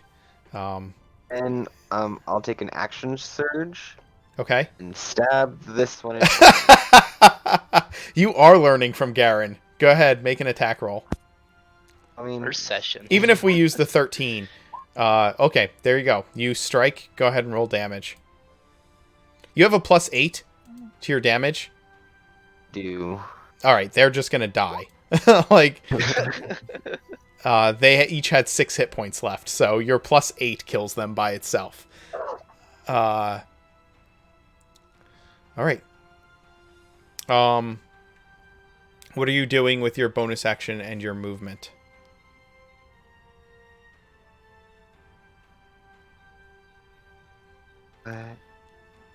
can I the bonus action to grab Calla? Are you just planning on dragging him or trying to lift him onto your shoulder? I could lift him up, so I'll lift him up. All right, lifting him. I'll say this: picking him up would be an action. You can drag him as a part of your movement. Dragging him. Yeah, you can like grab him. You can like grab him by like the strap on his, or by like whatever he's wearing, by the scruff of whatever he's wearing, and pull him, or just hook your, like, grab his arm and just pull his body along the ground. Yeah, That's gonna, okay, so here, let me give you all of your options, all right? Because you already used your actions, but you can, if you drag him, you can do that for free, but you only move at half speed dragging him, okay? Or you can pick him up as an action and move your normal speed carrying him. Does that make sense? So one you can do right now, but you move a lot slower. The other one you can do on your next turn, but you'll move a lot faster. Okay, actually, I'm gonna rewind because I noticed if I move him, we're gonna get swiped at. So I'll just move. No, he's front. prone. That one. No, This one's prone. He's He doesn't prone. have He it. can't make an attack against you. That's right. Okay, so then I'll drag him at half movement. Okay, so move yourself 15 Oh. feet, and I will 10 feet. follow. We already moved to 5. Oh, you did Where's already move 5. 5? Yep. So half is 12 and a half. I'll just reduce it to 10. Yeah, so move 2 squares. 5. So you're moving there? Okay, so Caliph would be there. All right. It is the cultist action. This one is going to stand up.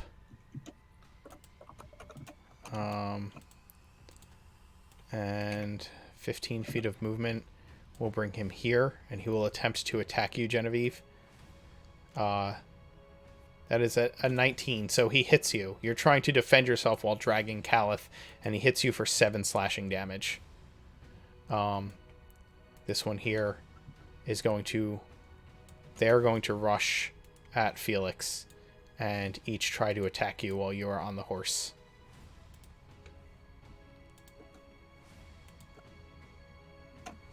The first attack hits for 6 points of damage. The second also hits for 11. Gnome down. Okay, you fall off the horse. Unconscious. Calith, death save. Oh my god, do you know what the lyrics are to Old Town Road? No, I don't actually know them. Can't nobody tell me nothing? Oh god. Oh my god. Calith, that's a second failure. That is a second failure. Oh. Sorry, I need to post this in chat. The cult fanatics are dead, so they no longer get an action. Horus, death save. This is your 50-50, man. Whew. Okay. Here we go. Oh god. Boom! You are stable. You stabilize. You turtle son of a bitch. Garen. You just,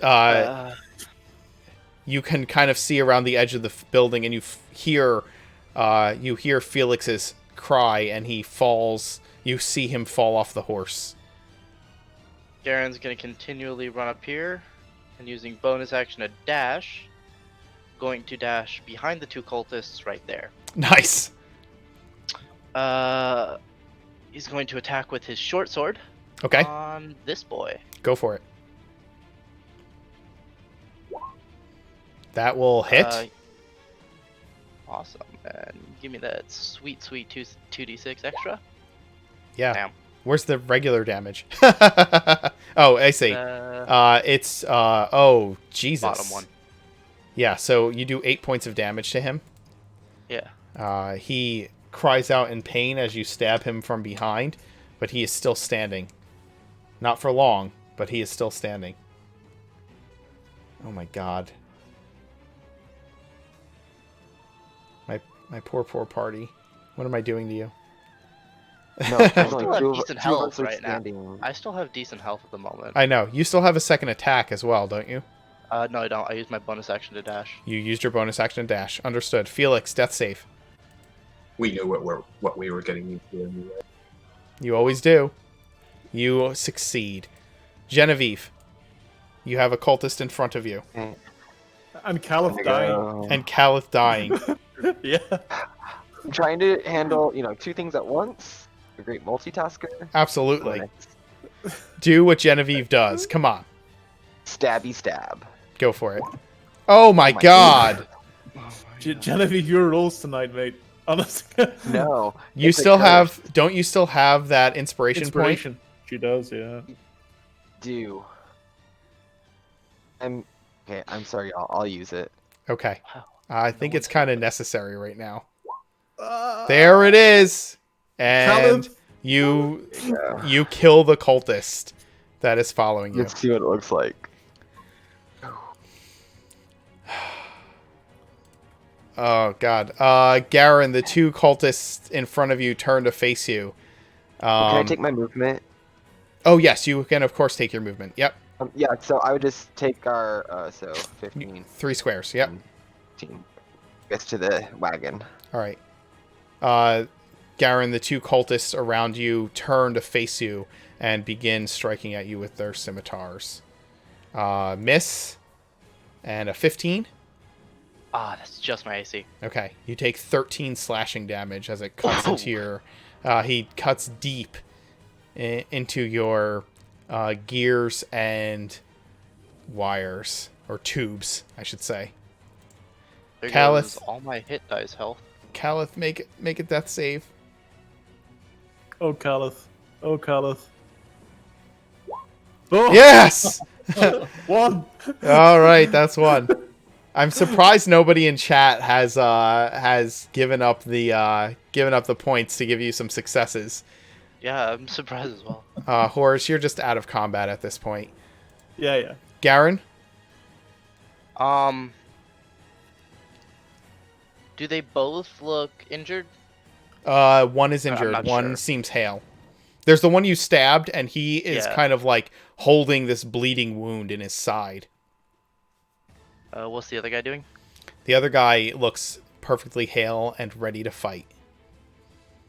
Okay.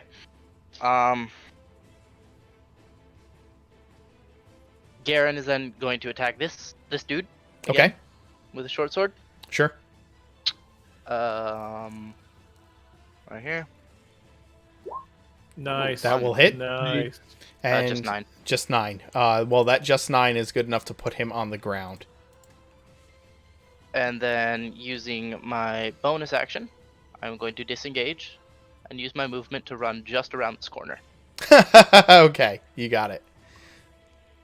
Felix. Oh, Felix. Go on, Felix. Yeah. Hey. There you go. Genevieve? Is my Caliph still bleeding out? What's that? Caliph still bleeding out? Oh, yeah. Most Absolutely. definitely. Absolutely. I just wanted. I wasn't sure how many saves if he was still rolling saves. He's So rolled I 2 fails and 1 success. rolled my best to stabilize. All right, give me a medicine roll to try to stabilize him in the midst of this chaos. Oh, Genevieve. Quick question. Real good. Liam. Yes, what's the question? Because I used my action to attack, I can't ready an action, right? Correct. Okay, that's what I thought. Just wanted to double check.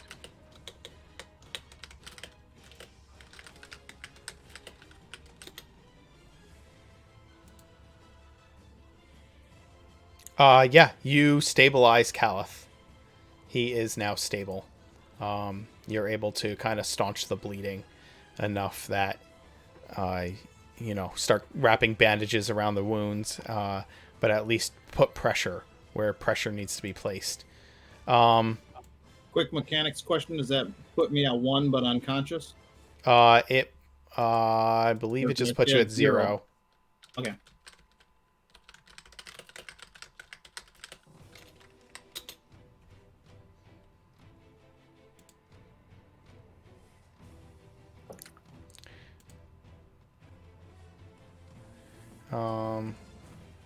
I figured the name for our party, by the way. Oh, really? Yeah, death saves. Death saves. Oh, That's where we're at. Yeah, and you're at 0, Caliph, but stable. Okay. This cultist is going to go after you, Garen, following where you went. You didn't have a chance to hide because you used your bonus action to disengage. So they move up to you. They pursue you, and they are going to attack you. They critical and deal 20 points of damage against you. I'm dead. Okay. I'm down. Go to... You're unconscious. Oh, Genevieve, you're the only one left. Caliph, you're stable. Garen, make a death save. I'll just see my face right now, like, oh my gosh. Garen, you save. Felix, First one. you save. stable. You I'm are stable. Genevieve, you need to go start collecting your allies, which are scattered around this battlefield filled with dead cultists. And one alive. She is swearing under her breath, like, oh, men, always leaving it up to the women to clean up their mess. Oh, God. There's still a dude alive. Yeah, go ahead and start. What are you doing? Where are you moving to? I'll move over here. Okay, is that a double move? It is. That is, movement and dash. Okay, you see a cultist beyond this tree standing over Garen's body. I'll say, hey, why don't you pick on someone your own size? He turns and rushes at you, considering the rest of you are down. He's feeling pretty good about himself. He slashes at you, a 20 hit. You're going to take 7 points of damage, Genevieve. Okay. As the cultist slams his blade home. Caliph, you're stable. Garen, make a death save. Oh, it's 2 death saves. You're good. All right. You're Felix is stable. Genevieve, it is your action. My goodness. I will use a superiority die Sure. for fainting attack. Absolutely. I just see, like, your friends have fallen. These cultists are lying around on the ground. One of them is halfway inside of the bonfire in flames. And it's just you and this final cultist fighting in the dark, in the light of this bonfire in the darkness. Like, the flames are like lighting you both from behind as the silhouettes of your form clash blades back and forth.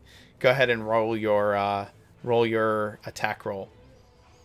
So I envision this as like one of those Japanese anime scenes where the fire lighting, in my back while I have my rapier ready.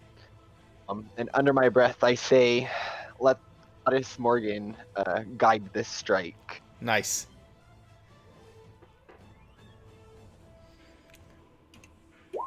You got it. Oh, wait, wrong chat.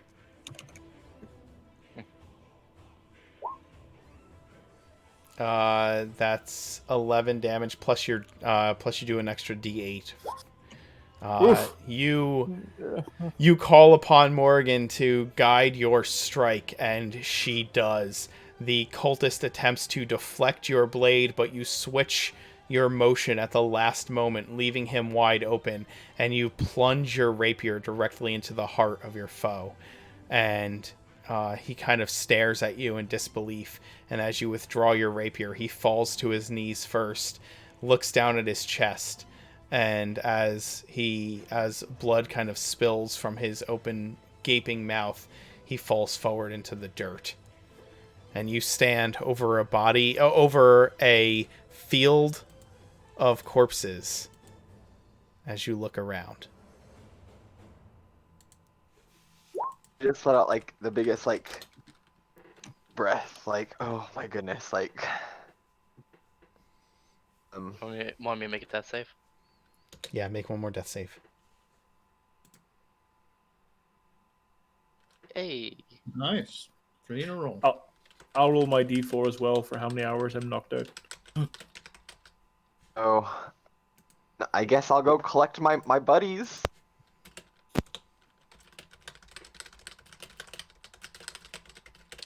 Okay. You can kind of see, like children peering out windows as you begin to collect your unconscious fellows, old men and women as well. And as you're doing so, like the fire continues to rage, and the effigy of the snake god kind of falls into the flames, burning, sending up sparks everywhere. And they just stare at you in disbelief as you begin to, like firemen, carry each of your friends over to your wagon.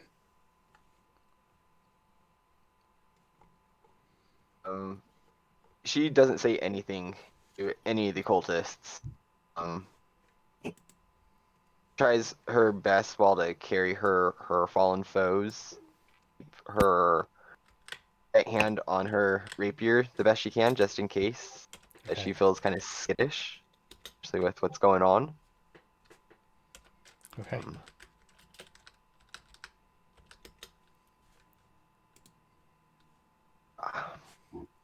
Trying to think of like, would I be able to push Horus over to the carriage, or it'd be easier to bring the carriage to him?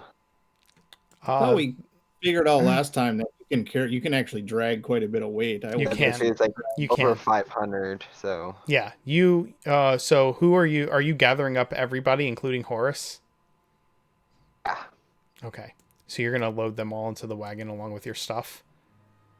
What are you doing with the bodies of the cultists? Are you just leaving them?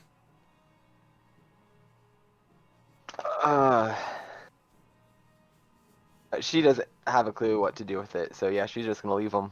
Okay, all right. You begin gathering everyone and throwing all of your things and all of your companions into the wagon. And I am going to say we're going to take a quick break here, and I'll let you know what happens when we come back. Where are you headed? Where are you intending to head after you load up all your friends? Last thing that she remembers that we've discussed is heading to Island Hill, so I'll head us that direction. You're going to start heading towards Twiland Hill. Okay. How long are you going to ride for? Until someone is conscious, or until Till the horse can't go no more. Well, it's what time of day is it? It's in the middle of the night. Night, Or that's not right. in the middle of the night. It's like dust after dusk, probably 9ish, 8, 9ish. Okay. I think I'd ride us a couple hours.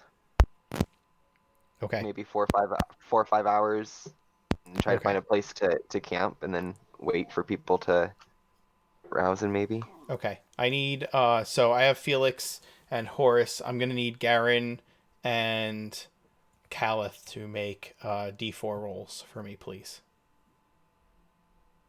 I need to roll one. What's that? Genevieve need to roll. No. These are just for the people Okay. who are out cold. Okay. Okay. All right. We will be back in a few minutes. And yeah, thanks for watching. We'll be right back.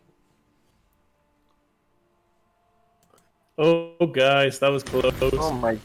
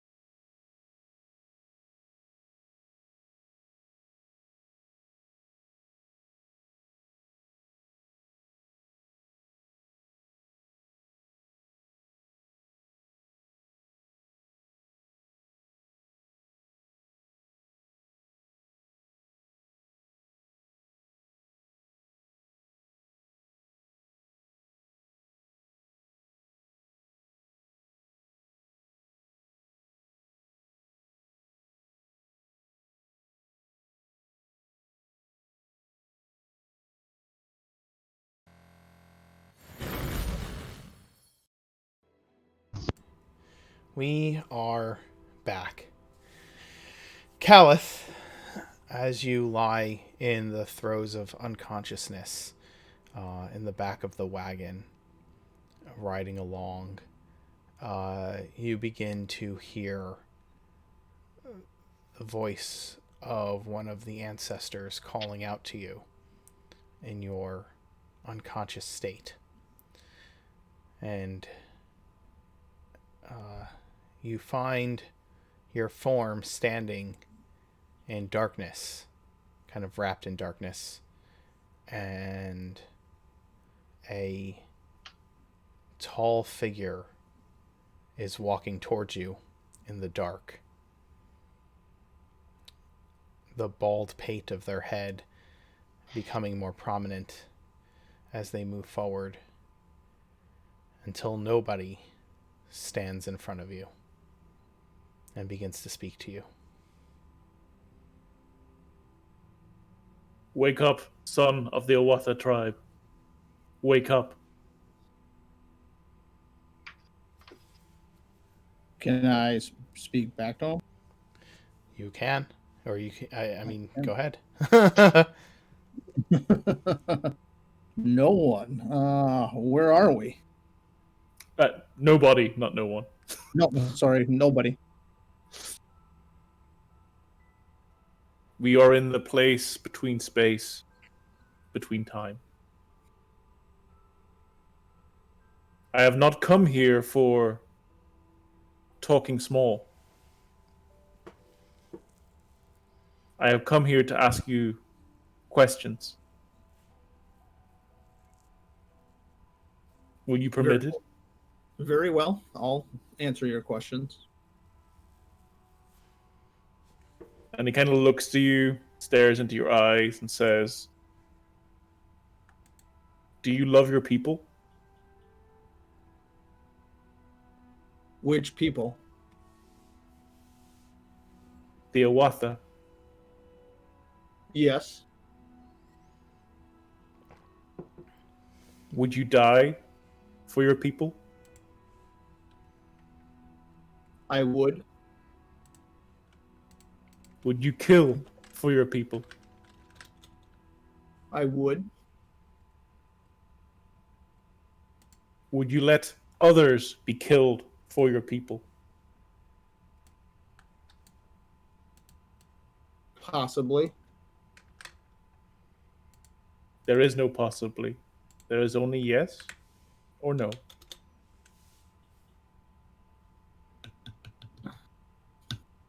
Yes and no.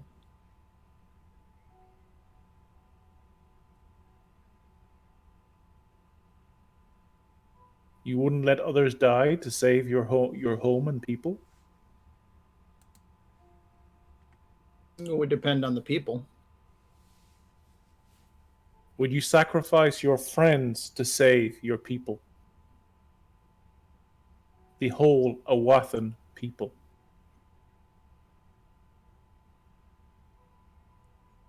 No.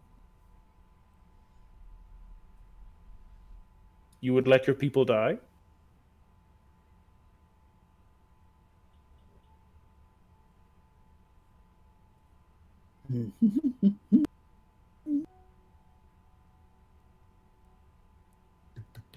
I would need to know more. Let me speak plainly. If there comes a point where the entire Awatha, all tribes, one tribe, might die, would you sacrifice your friends?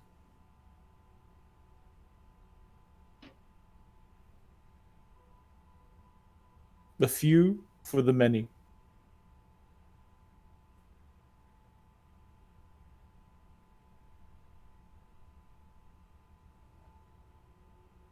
I don't know if answering honestly, I don't know if I can decide that now. You must.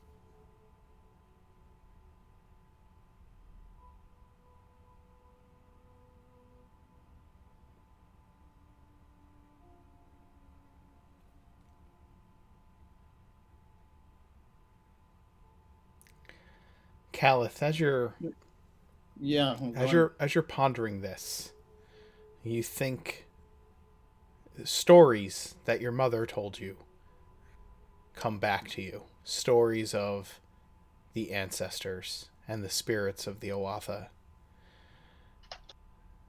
You remember the story of no one. The only story, you've only heard it once or twice. That no, before there were the ancestors, before there was the earth and the stars and the sky, there was no one. And from no one came all life, or came all of the spirits that imbue life. They took with them power from no one. His power, his only desire for power, they took part of it from him, and they used it to create the world and the sky, the moon and the stars, the sun, the grass, the people, the animals. But no one is jealous, and no one is hungry. And so no one swore that he would eat the gods, and that he would eat the world, and that he would take back what was his. There is a prophecy passed down, one that tells of somebody traveling to nowhere and facing no one. If that one defeats no one, then all hunger and all emptiness will cease, and there will be peace.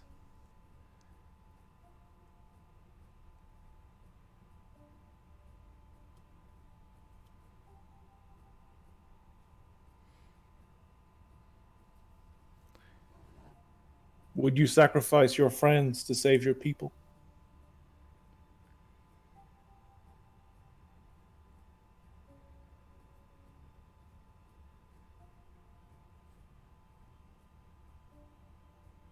I just don't know. I know that's not the answer that you're looking for.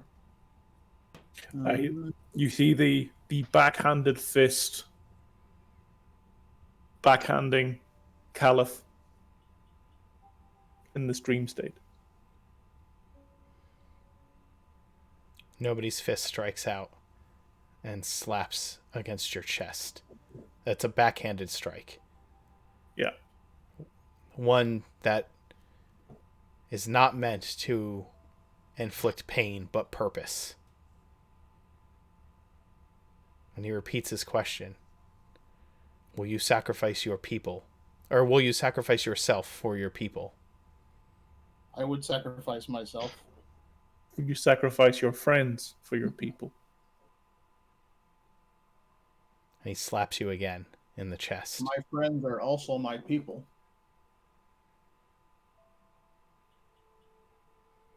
The needs of the many outweigh the needs of the few.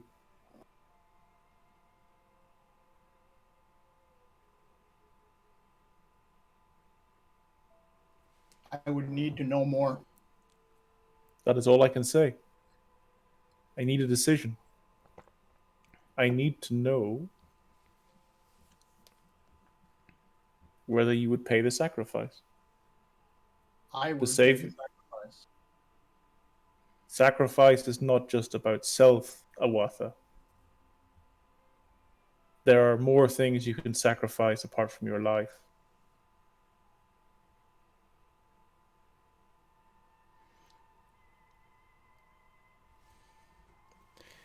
Can I take a liberty here? Nobody? You can. Well, go nobody. Can I take a liberty here? Sure. Nobody smacks you in the chest again in the same way. With each question, he strikes you. And he says, would you sacrifice everything to save your people? Would you sacrifice anything to save your people? No. That is your final answer? It is. Then we are done. And as he And says he'll that, just yeah, as he says that, he fades into the darkness that surrounds you. The darkness lasts but a moment, and then your eyes flitter. The pain of battle is still present in every part of your body, and you see that you are lying. You're kind of looking up at the canvas cover of the wagon, and as you kind of roll your gaze to the side, you see the tough, bumpy skin of Horus's face, unconscious, laying directly next to you.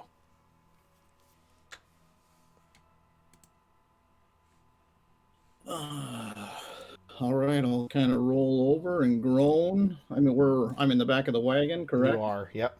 And I'll take a look around and see what else is going on. Okay, Felix, you wake up around the same time.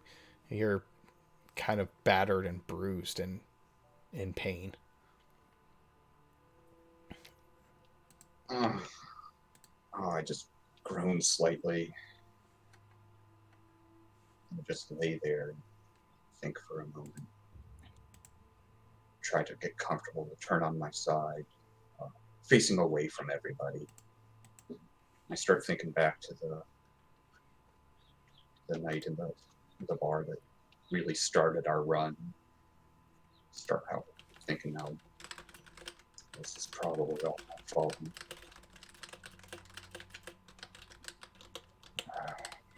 I just start quietly sobbing to myself for a while.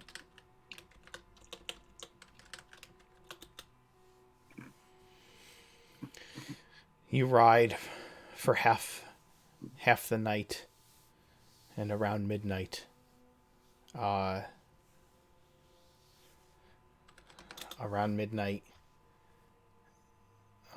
Genevieve, and around midnight, Horus and Garen, you regain consciousness. Genevieve, you're still driving the wagon. Maybe about this time. That'd be 1 HP, right? Yeah, everybody's at 1 hit point. Can I ask a question, DM? Yeah. So thinking back to that battle, so I knew that there was like some sort of flame that appeared in the bonfire. Mm-hmm. Either I thought it was a bad shot or a shot it aimed at me. Right. Could I make some roll to decide what Horus thinks? Either you can either do that, or you can simply. I feel like if, would Horus just simply ask Garen point blank, "Were you shooting at me or someone else with that attack?" You know what I mean? He wouldn't ask. He wouldn't ask. He would just make a decision. He would make an instinctive decision, but me, the player, hasn't made that decision yet, right? Okay, so go Horus ahead. Hasn't made that decision. Hasn't made that decision yet of whether he thought it was purposeful attack against him or that's fine. Non-purposeful Go attack. ahead. Make a roll to determine what Horus would believe. While Horus is kind of waking up as well, as soon as I wake up, I reach into my pocket because the last thing I remember is a cultist in front of me and I'm wanting to heal. Right. So I grab the red potion that I am hoping is a healing potion and down it. Which one? Is it the one in the crystal vial? It's a crystal vial red potion, yeah. Okay. What role shall I make, Mark? Why don't you... how much would Horus believe... Oh, okay. I should say this. You as a player... It's intuition. You as a player, it's intuition, right? Right. Do you have do you feel like Horus would have a 50-50 shot at this, or do you feel like he would be more inclined to believe one thing or the other? No, I reckon 50-50 is a fair. Leave it to the... Okay, make a D100 roll and pick. Is it higher? The high roll would be that he figures out, or he believes that it's actually that Garen was shooting at him, or at least he took note of it, and he kind of he could kind of tell that he was being fired upon by Garen. The lower roll would be, if it's below 50, then he would maybe assume that it was not. Okay? Got it. Okay.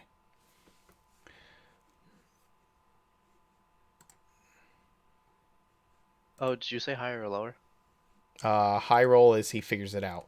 Horus, Okay. you are convinced that Garen was purposefully targeting you.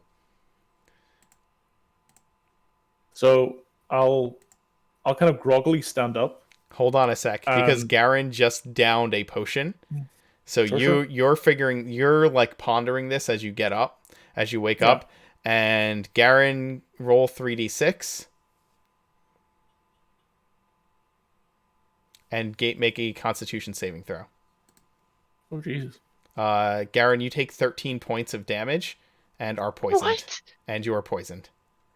I'm unconscious again. Yes, you are. Oh shit. 13 points of how much poison? It's 13 points of poison damage, and you are poisoned. Oh, I'm not. I have Resistance? my Warforged resistance. Right, so you'll take half of that, but you're still only at 1 hit point, so you're still... You drink No, I'm it, still- you okay. drink it, you throw it back up, and fall back unconscious as Horus begins to stand up. Garen... so, Horus, you begin to stand up, and Garen downs this potion, vomits on your feet. And I vomit? Yes. Okay. Your system rejects the potion, and it comes spewing out of your mouth, and you then fall back into unconsciousness, kind of fall directly backwards. Could I talk to like Shark a little bit and not Garen? Yeah. Because I want to talk. I want like help me out, brother. I know that you basically tried to kill me. I was more trying to get your attention since you were in a fighting stance. I'm like, you're gonna die, but You should have you should have fired. I was shooting it at you, yeah, but you're raging and you're in the middle of a fight. I wasn't trying to kill you. I was more just trying to kind of distract you, trying to get your attention. All right. But don't go lightly, because that's what I say. Just do whatever your character would do, anyways. No, I'm not. I'm not. I'm trying to avoid PvP. I'm just saying that like, there has to be something like this. He's just sitting like so. The wagon's going along. Is that right? Yeah. Okay. It's been about he's 4 just, hours, Genevieve, so you Okay. can make your decision about what you're doing. So, And anyway. the wagon's the Genevieve's at the front, Yep. and Felix is sobbing in the corner. Is that right? Yes, Calith has just woken up next to you. Or, no, Calith has been up for a few hours. Yeah. And is... Okay. Yeah, I mean, can I rest? That would just be either resting or sitting up next You to can Genevieve. you can use a you can that's I'm out of hit dice. hold on, you're out of hit dice. Okay. Well, unless I would have regained them somehow. No, you would not have regained them. Because didn't I feel like I had used 2 last session and I used 2 today?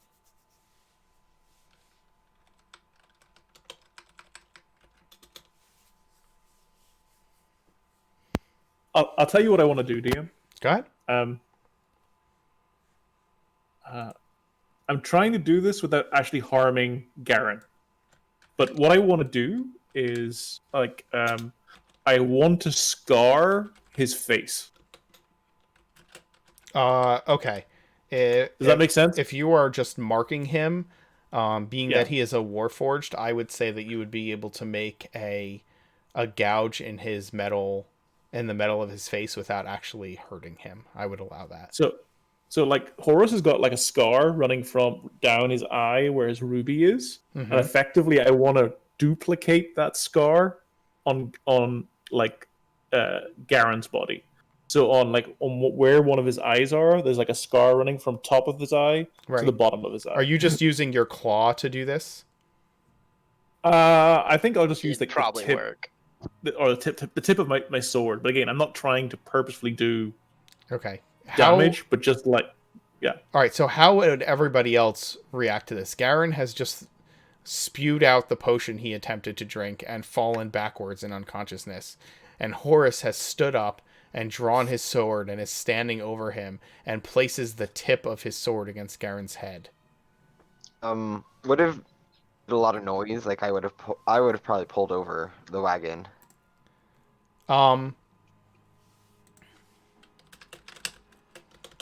Caused too much commotion. Right. It's not causing that much commotion because there hasn't been like any kind of fight that's broken out, but at the same time, if Garen just threw up and you heard that, maybe you would have pulled over the wagon. Yeah, I would have Yeah, I pulled the would wagon roll over. it over. And turn around. And, is everything okay? Uh, Chris, what are you doing? I would attempt to intersperse myself in a non-attacky way between the two. Yeah, I would try to like sword away. Was I able to scar him before this happened, or is this Okay. after the? so this is all happening simultaneously, right? So this is the scene as I picture it. Garen sits up. Garen starts waking up. Horus starts waking up. That both happens at the same time. Garen grabs the potion in his pack, pops it open, starts drinking it as Horus stands up to confront Garen. Garen's immediately response to the potion is to spew it out and fall backwards in unconsciousness. Horus, unfazed by this, draws his greatsword and places the tip of it against Garen's face, and everybody literally just goes, "Ho ho ho! Hold on!" And you score his face as they are reacting. You draw the line down his face. Yeah, but once it's scored, I'll sit back down. So yeah, once it's scored and I can see this giant scar down his eye, Sure. I'll sit back down. Okay. Yeah. What's the purpose of this? He tried to kill me. You're definitively sure? Did you talk? I didn't need to. Alex, help me out. As I said, if I really wanted to get my revenge, I could have killed him there. I didn't. But if he's going to try to kill me, he needs to know that I know. Now he knows. Maybe he won't try to do it again. A small price to pay, though, eh? Looking at him, I don't think he knows. Ask him. He's out cold. Ask him. I think everyone just needs to go to separate corners of the wagon. Keep it off. Camping I'm here going for the night. Sorry, No, I'm going to start checking over there. Okay. You're cut out there, Felix. What did you say? Sorry, I said I'm gonna start checking Garen. He Okay. does not look good. Okay.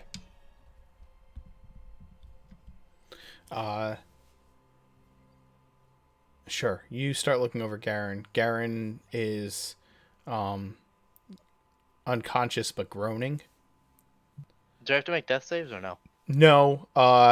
No. Felix. Well, Felix, you're looking over Garen, so go ahead and make a medicine roll. Oh, Jesus. Felix had a rough day. Yeah. Yeah. Felix, you have no idea what you're looking at. You've never dealt with a Warforged body before in this manner. I'll kind of go over and with Garen too, kind of drag him to the opposite side of the wagon from Horus, and you see if I can recognize anything from the potion that he drank. With my, I don't know if the herbalism kit would Sure. apply. Yeah. Give me a intelligence plus proficiency roll. 16. Nice. You are examining the potion, and it looks like a healing potion, but you immediately can tell that this is not made this is not made from the right stuff. It doesn't smell like a healing potion.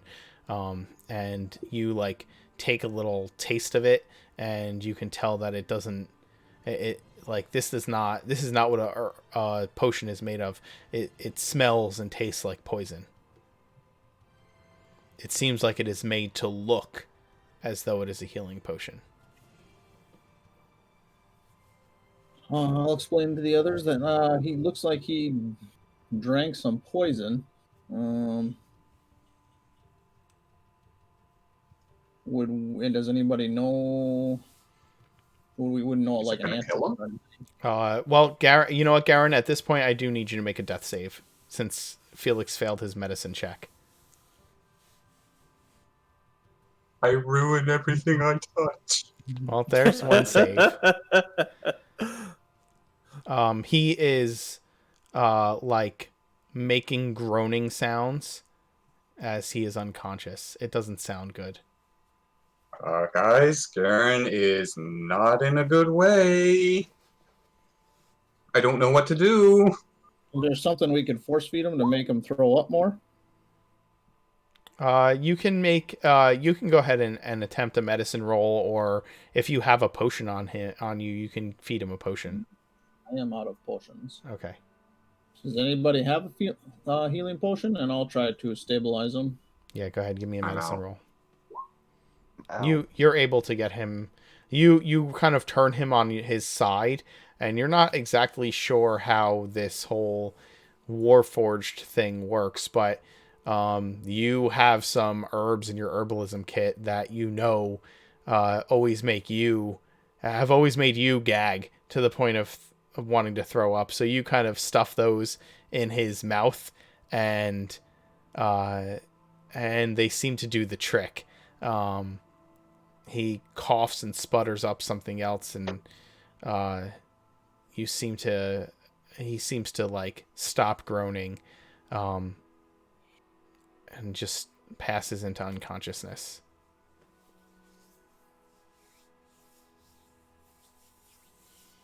And we're like what, 4 or 5 hours away from the. You're about The town? You're about a half a day's travel from the town. Yeah.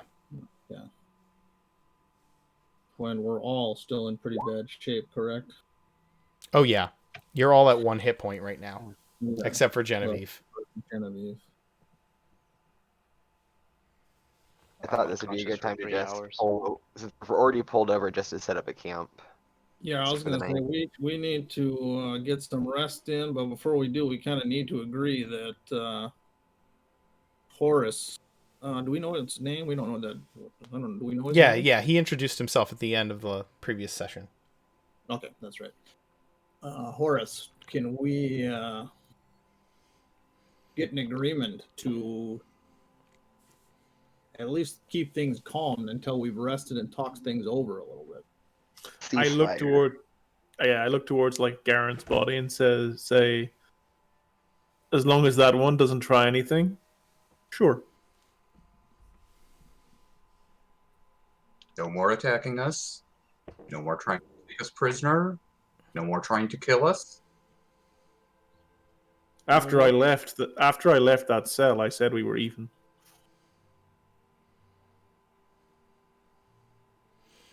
Horus, One of you tried to kill me though. Horus, the person you were looking for, they were originally where? In Drayan? Drayan, yeah. Okay. All right. Would you have taken the most direct path from Drayan to where you are now? Or to Nearmoore? Or would you have taken the safest path? No, I would have taken the most direct path. Okay. All right. Okay.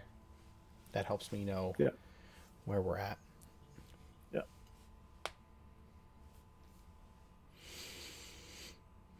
You Are we on a road or are we in the wilderness? would you have taken the road, Genevieve? Yes, I would have. I'm talking to Jen. Genevieve was driving. Um, Or though Could you have woke all up an been hour after you left town, right? So would you have suggested taking the road?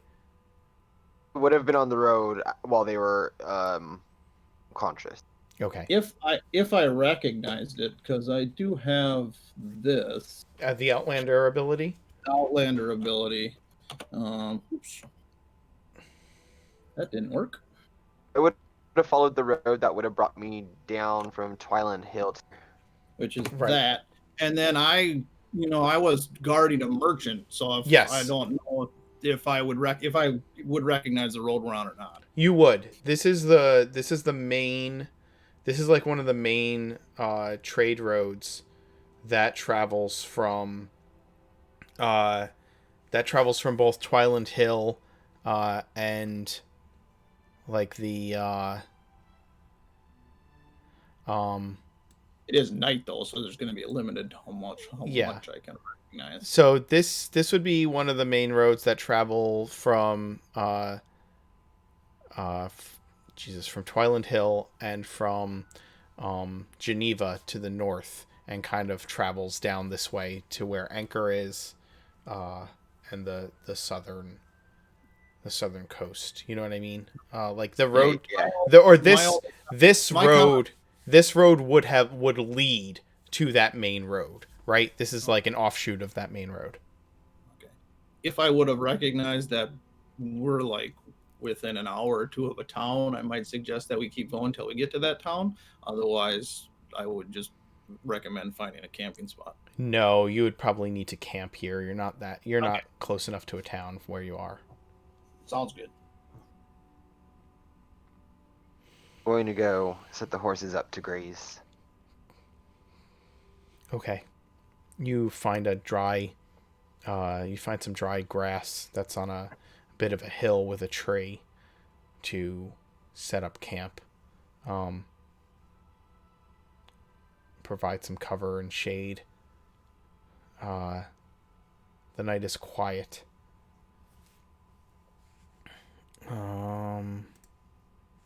I would say the three, Genevieve, you need to take the first watch, and then after Felix and I can take a watch until Garen can get in his sentry mode. That's fine. Yeah. They should.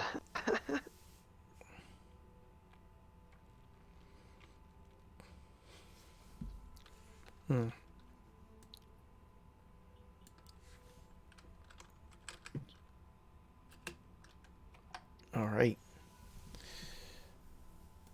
The night goes smoothly. It's a warm evening.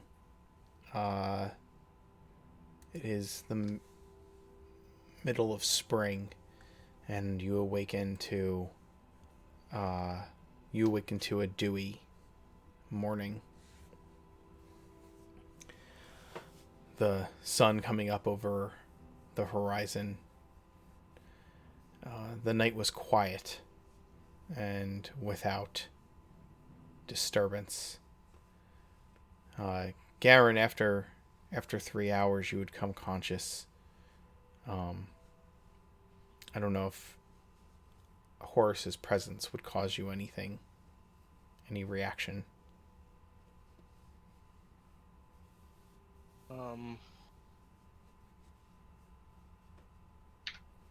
Well, he's alive now.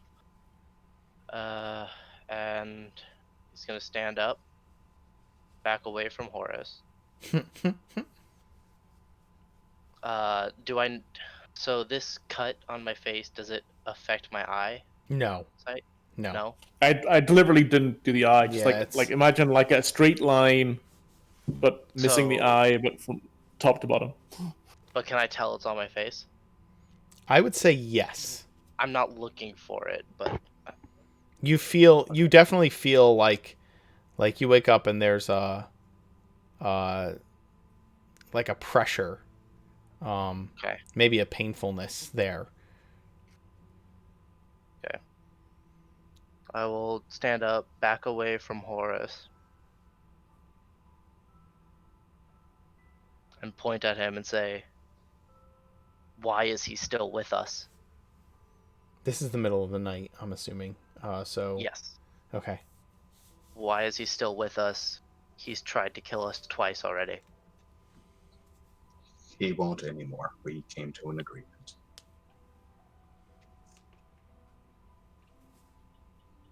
We tried to stop him from giving you that little gift, but well, to be fair, you did try to kill him, so you guys are kind of even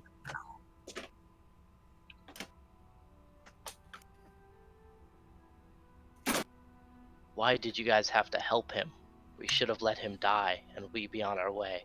I don't know. I was just trying to do the right thing.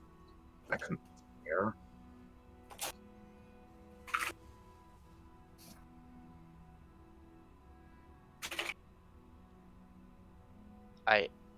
I can't be with him. I can't have him as a compatriot.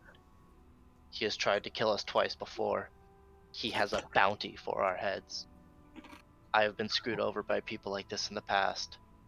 And I can't let this happen again. He cannot be with us. I understand. Really. Can we talk about in the morning? It's the middle of the night. Can we just sleep on this for a little bit? Garen's gonna say fine. What are we at, the side of the road, right? Yeah. Garen's gonna kind of march away to a tree or something on the other side. Okay. Draw his short sword, place it in his lap, and take Sentinel's Rest, staring at Horus. Okay. All right. You awake in the dewy dawn of a spring morning at this campsite.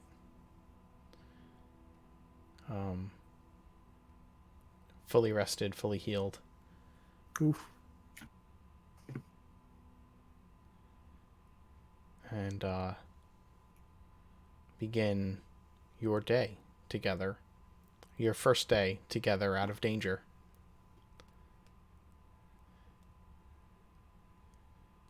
Only a good night's rest. Tell me what each of you are doing the first thing in the morning.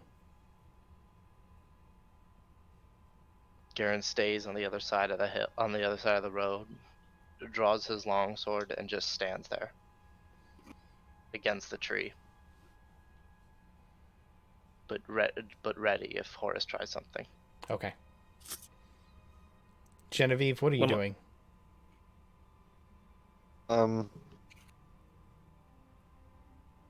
would be going through whatever rations we have left to put together a deep breakfast. You never bought rations at Nearmoore, did you? Didn't. Okay. You have very little left. You have very little left. You are probably using the last of what you have for this morning. I see it as like I'm making like grits. All we have. Felix, what are you doing first thing in the morning? Probably. I see you already rolled your portents. Yeah, seeing Genevieve start to try to pull out what little we have, pull out the rations that I got. Here you go, Jen. Literally all I got. It's 5 rations. Anything is gonna help Felix. Yeah, I know. That's right. You did loot. You did loot the. Yep. Yep. Nice. This will make the grits even better. Good. Could everyone else just gather over by the fire for a while? I need some help, some advice, something, and I gotta admit something. Horus, what are you doing in all of this? So I wake up, and when I wake up, I see Garen with a sword on his lap, just staring at me. Is that fair? Yes, but he is across the road. He has separated himself. Sure. Yep. So he's like 100 meters or 100 feet away or something like that. Yep. So I'll step up, and I'll stand up, and once I get out of the tent, or out of the wagon, I'll plant my sword in the ground. Mm-hmm. And I'll move not all the way to him, but half the distance, like midpoint. So if we're 100 feet away, I'll move 50 feet away towards him, but with my sword 50 feet behind me. Does that make sense? Yes. So I planted the sword on the ground when I stood, and then I walked 50 meters towards him. And while at 50 feet away, I'll shout, "If you really want to kill me, we can do it now. If not, I consider us even." In the meantime, before you respond, Garen, Caliph, what are you doing?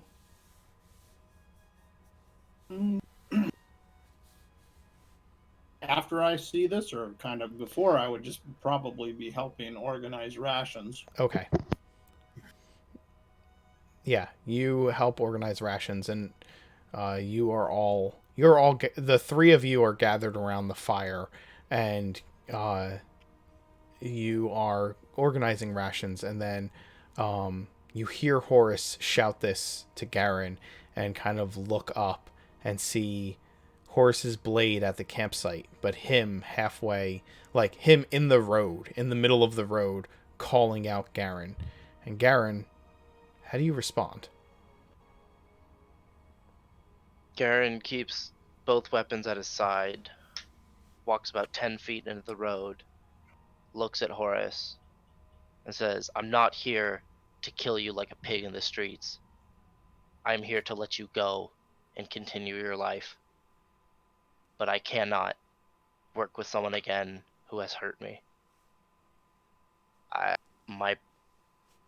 have lost many people I've cared about to being caught, and I can't be with someone who wants to get me caught. But I will not kill you right here, for I know that is dishonorable to you. You may leave, but you cannot stay."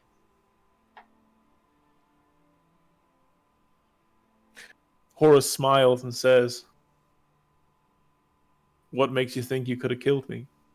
And like he smiles and he turns his back towards Garen, walks to back where his sword was, picks up his sword, kind of navigates himself, and walks down the long road in the opposite direction of the camp. Are you Clarification: he's towards or away from Twyland Hill? heading back towards Nearmoore and the swamps? Yeah. Okay.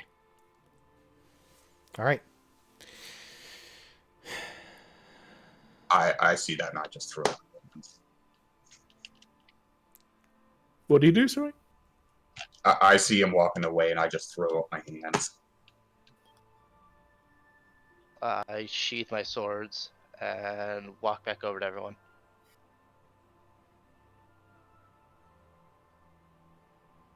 I'll kind of look at Garen, look at Horus walking away, and say, "Well, I thought we were going to talk things over a little bit, but I guess not." And then go back to making breakfast. I guess I was kind of indifferent towards Horus anyway. Okay.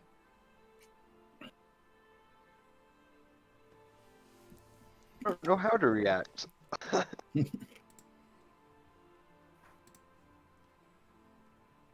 Yeah, I was like, not all can be saved. I don't know.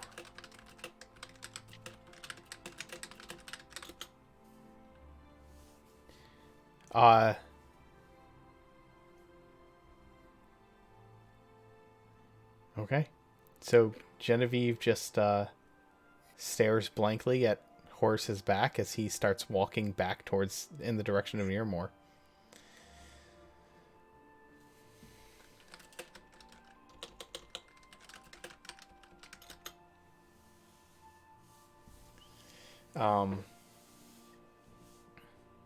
I sent the message in the general chat, but I'll just say it here.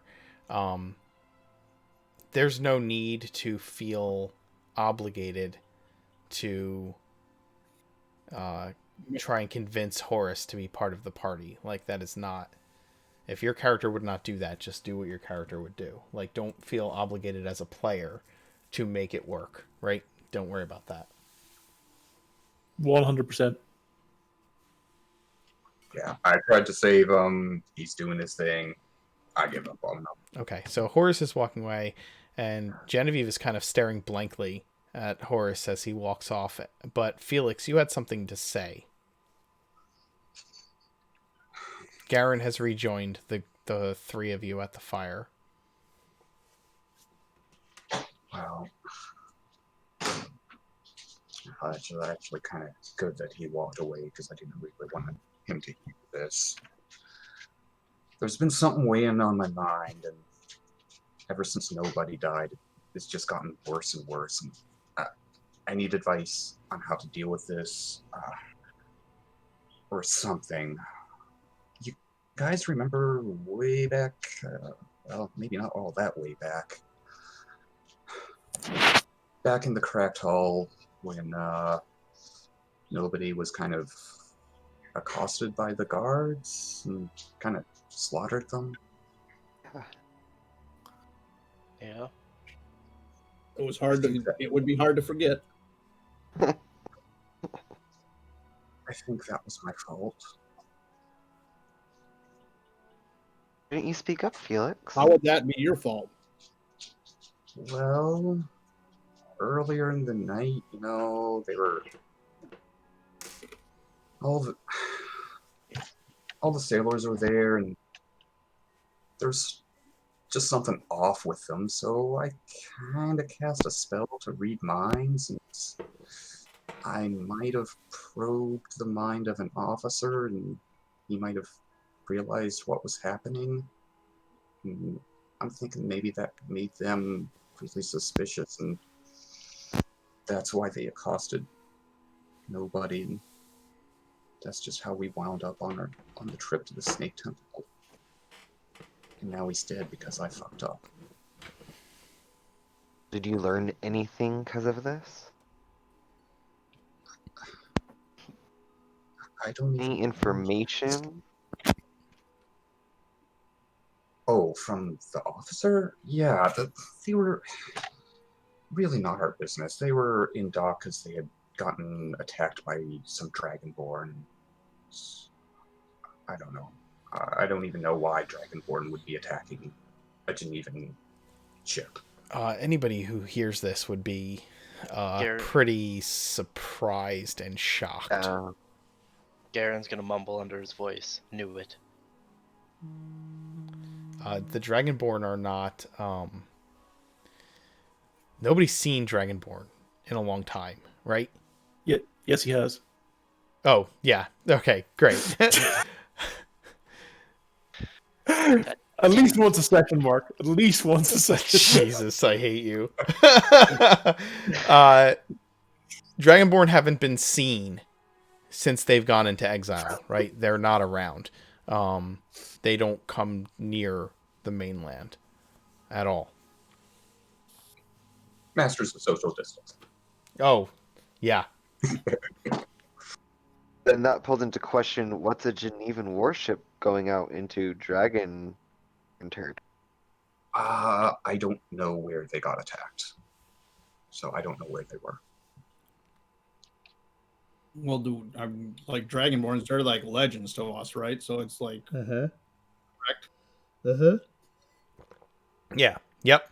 It's been hundreds of years since Dragonborn have exiled themselves away. Like, I would say that maybe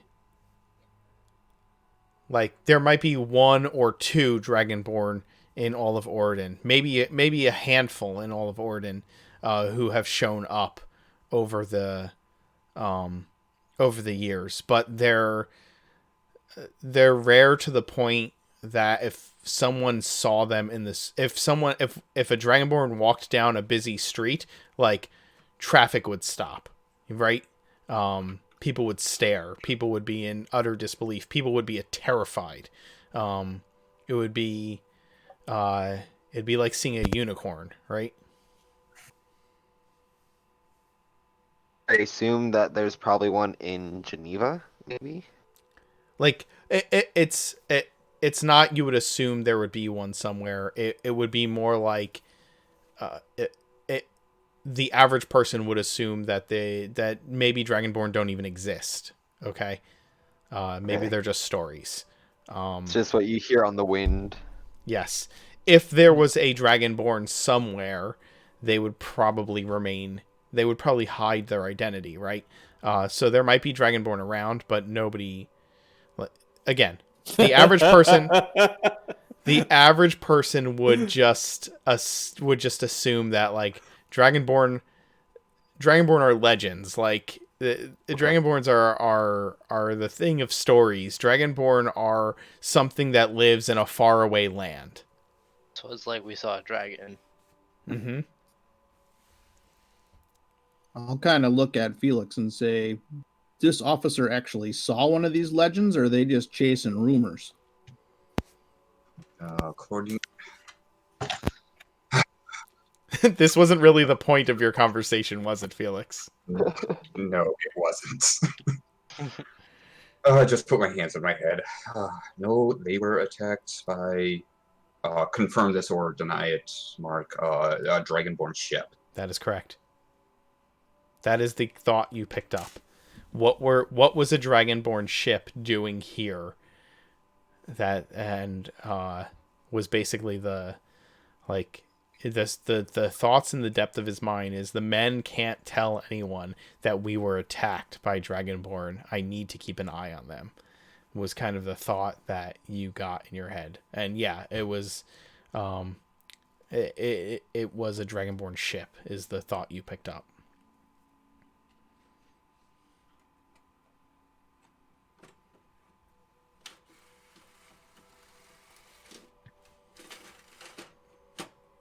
Well, Felix, you like you need to be punished for your action? I don't know. I don't know how to deal with this. It's not like I've ever directly gotten an innocent person killed because of my actions. It's just, I feel that it was my fault that it was my actions that led us to his death, and I don't know what to do. Like, stop. It wasn't your action. Yeah, but it is. He could have My told parents them offered me. that they were looking for the wrong person. He chose I didn't know. to own I was tending actions. bar. I saw the commotion go on, and everything went to hell. And I got scared, and time to get out of there. It wasn't your fault that he died. You did something. Everything has consequences. Just because something you did led to another thing happening, the Genevans could have handled it better. With no provocation, they attempted to accost nobody. So I don't think you're at fault for his death. And Did even you kill him? and he didn't even die in that fight. He died later. Yeah, but we wouldn't have had to run Into this and temple. read the thoughts, or if I'd said something. Just part of me feels guilty about it. I pull Felix to a hug. Tell him Was that Genevieve? feelings. I pull you into a hug. Yeah, I stiffen up again. Okay. And tell you all have these feelings when one passes away.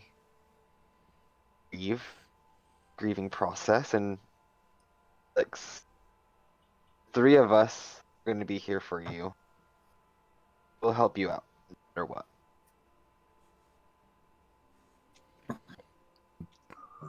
I just lay my head against her, Garen's gonna start shaking.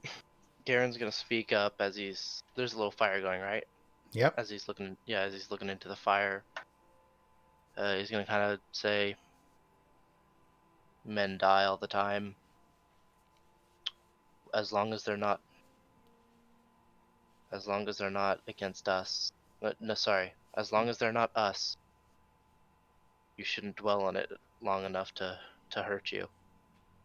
In this line of work that, well, we are now pulled into, you can't dwell on your past mistakes. You have to learn from them and keep going. Yes, this happened. Perhaps we can use it to know how to not get captured next time. We can't let these faults destroy us. Otherwise, we all will die. I'll try. But you guys, I'm gonna need help from you guys. I've always been way too curious. But it's gonna be a bad if it's not reined in. I've never been able to stop it. Well, how about every time you feel curious, you do act it. on it, come tell us. I'll try. And a Is that buddy. good start? Take a buddy. Or we could tie a rope around you and us so you don't go far away. No, not gonna happen. No, no. I mean, I saw it back home with some of the kids that tried to run away, but I'm 58 years old. I'm not a child. then stop I might be acting the like size of that. one, but I'm not.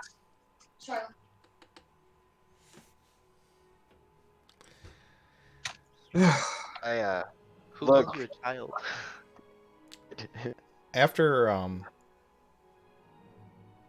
After your breakfast, what are your plans?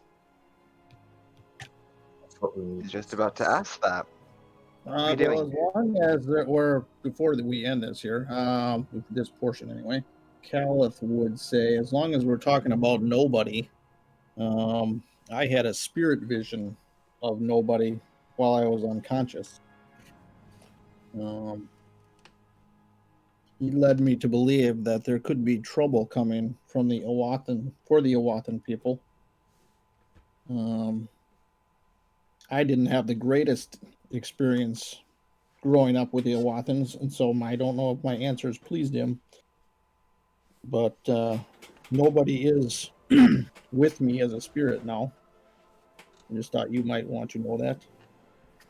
Yeah, I saw in that last fight. That was his dream.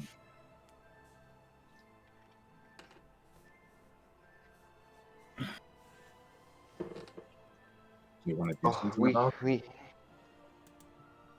need a direction.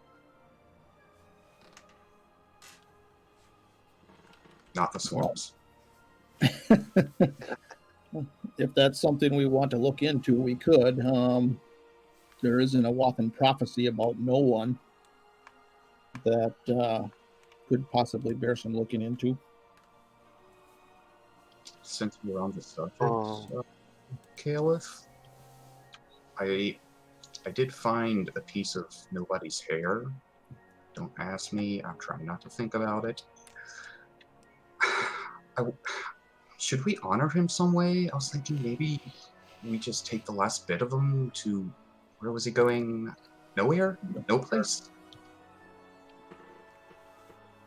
Would that be appropriate? I mean, you're a Wathan, you would know. Mark, what would be the death rate situation of the Awathans? I'm kind of leaning. I guess I would, just from what I thought, I would lean towards that. Nobody would be happy with the way he went out, so he wouldn't be expecting us to do anything else. Just He certainly wouldn't be expecting you to do anything us else. going on would be enough for him. I don't think we would need to do anything with the hair. Sure. That's No, what- I don't think that, based on what you know about nobody, I don't think he would care. As an Awathan, as an Awatha, the funeral rites, I feel like the funeral rites might differ from tribe to tribe.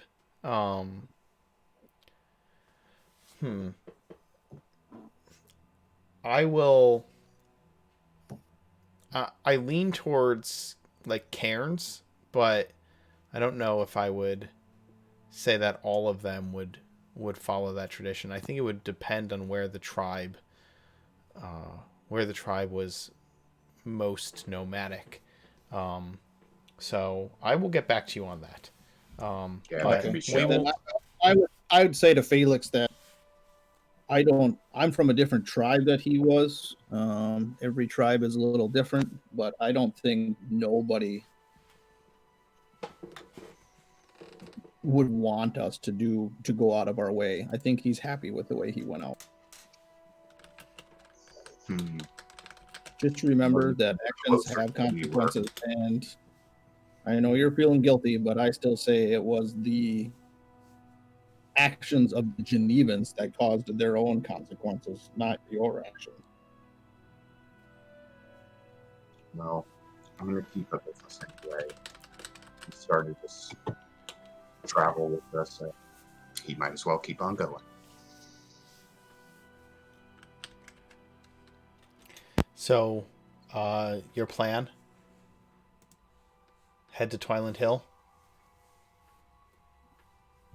I am absolutely Fine down with with that. that. Yeah, Okay. I think that's a good idea. Yeah, we need to come if we're going to form a adventuring party, company, whatever.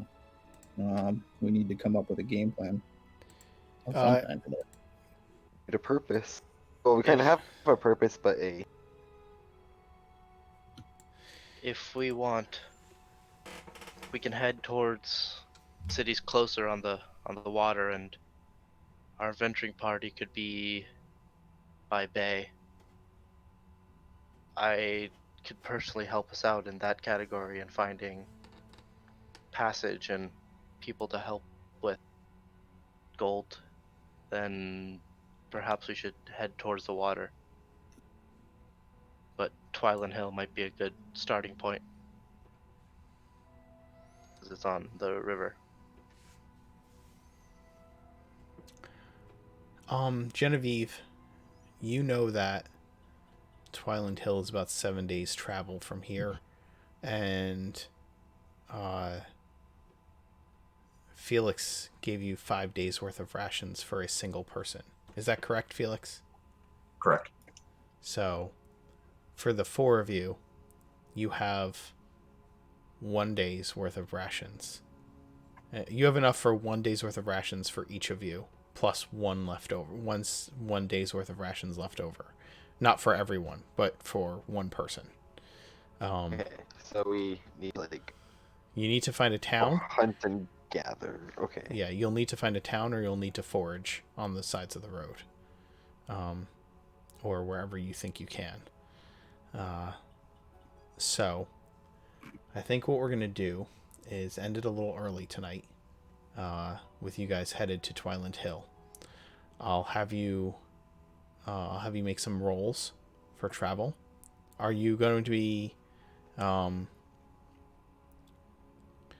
well, you're familiar with the map, and you have and you're on a road, right, that leads to the main road that kind of forks, and you will hit the main road that forks, going one way to Twiland Hill, and going the other way northeast to Geneva. You'll hit that road in about a day. There should be a trading post there, honestly. That would make sense for there to be a trading post at that fork. Maybe not a town. Maybe it is. I'll decide what it's like when you get there.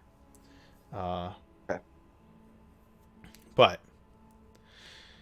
we'll end here for tonight. And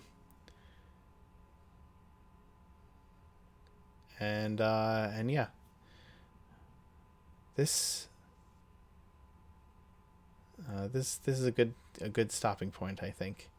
So yeah, and we will see everyone next week. Thank you for watching. Thanks, chat. Yeah, Thanks. Thanks, Thanks Mark. for stopping in. of course.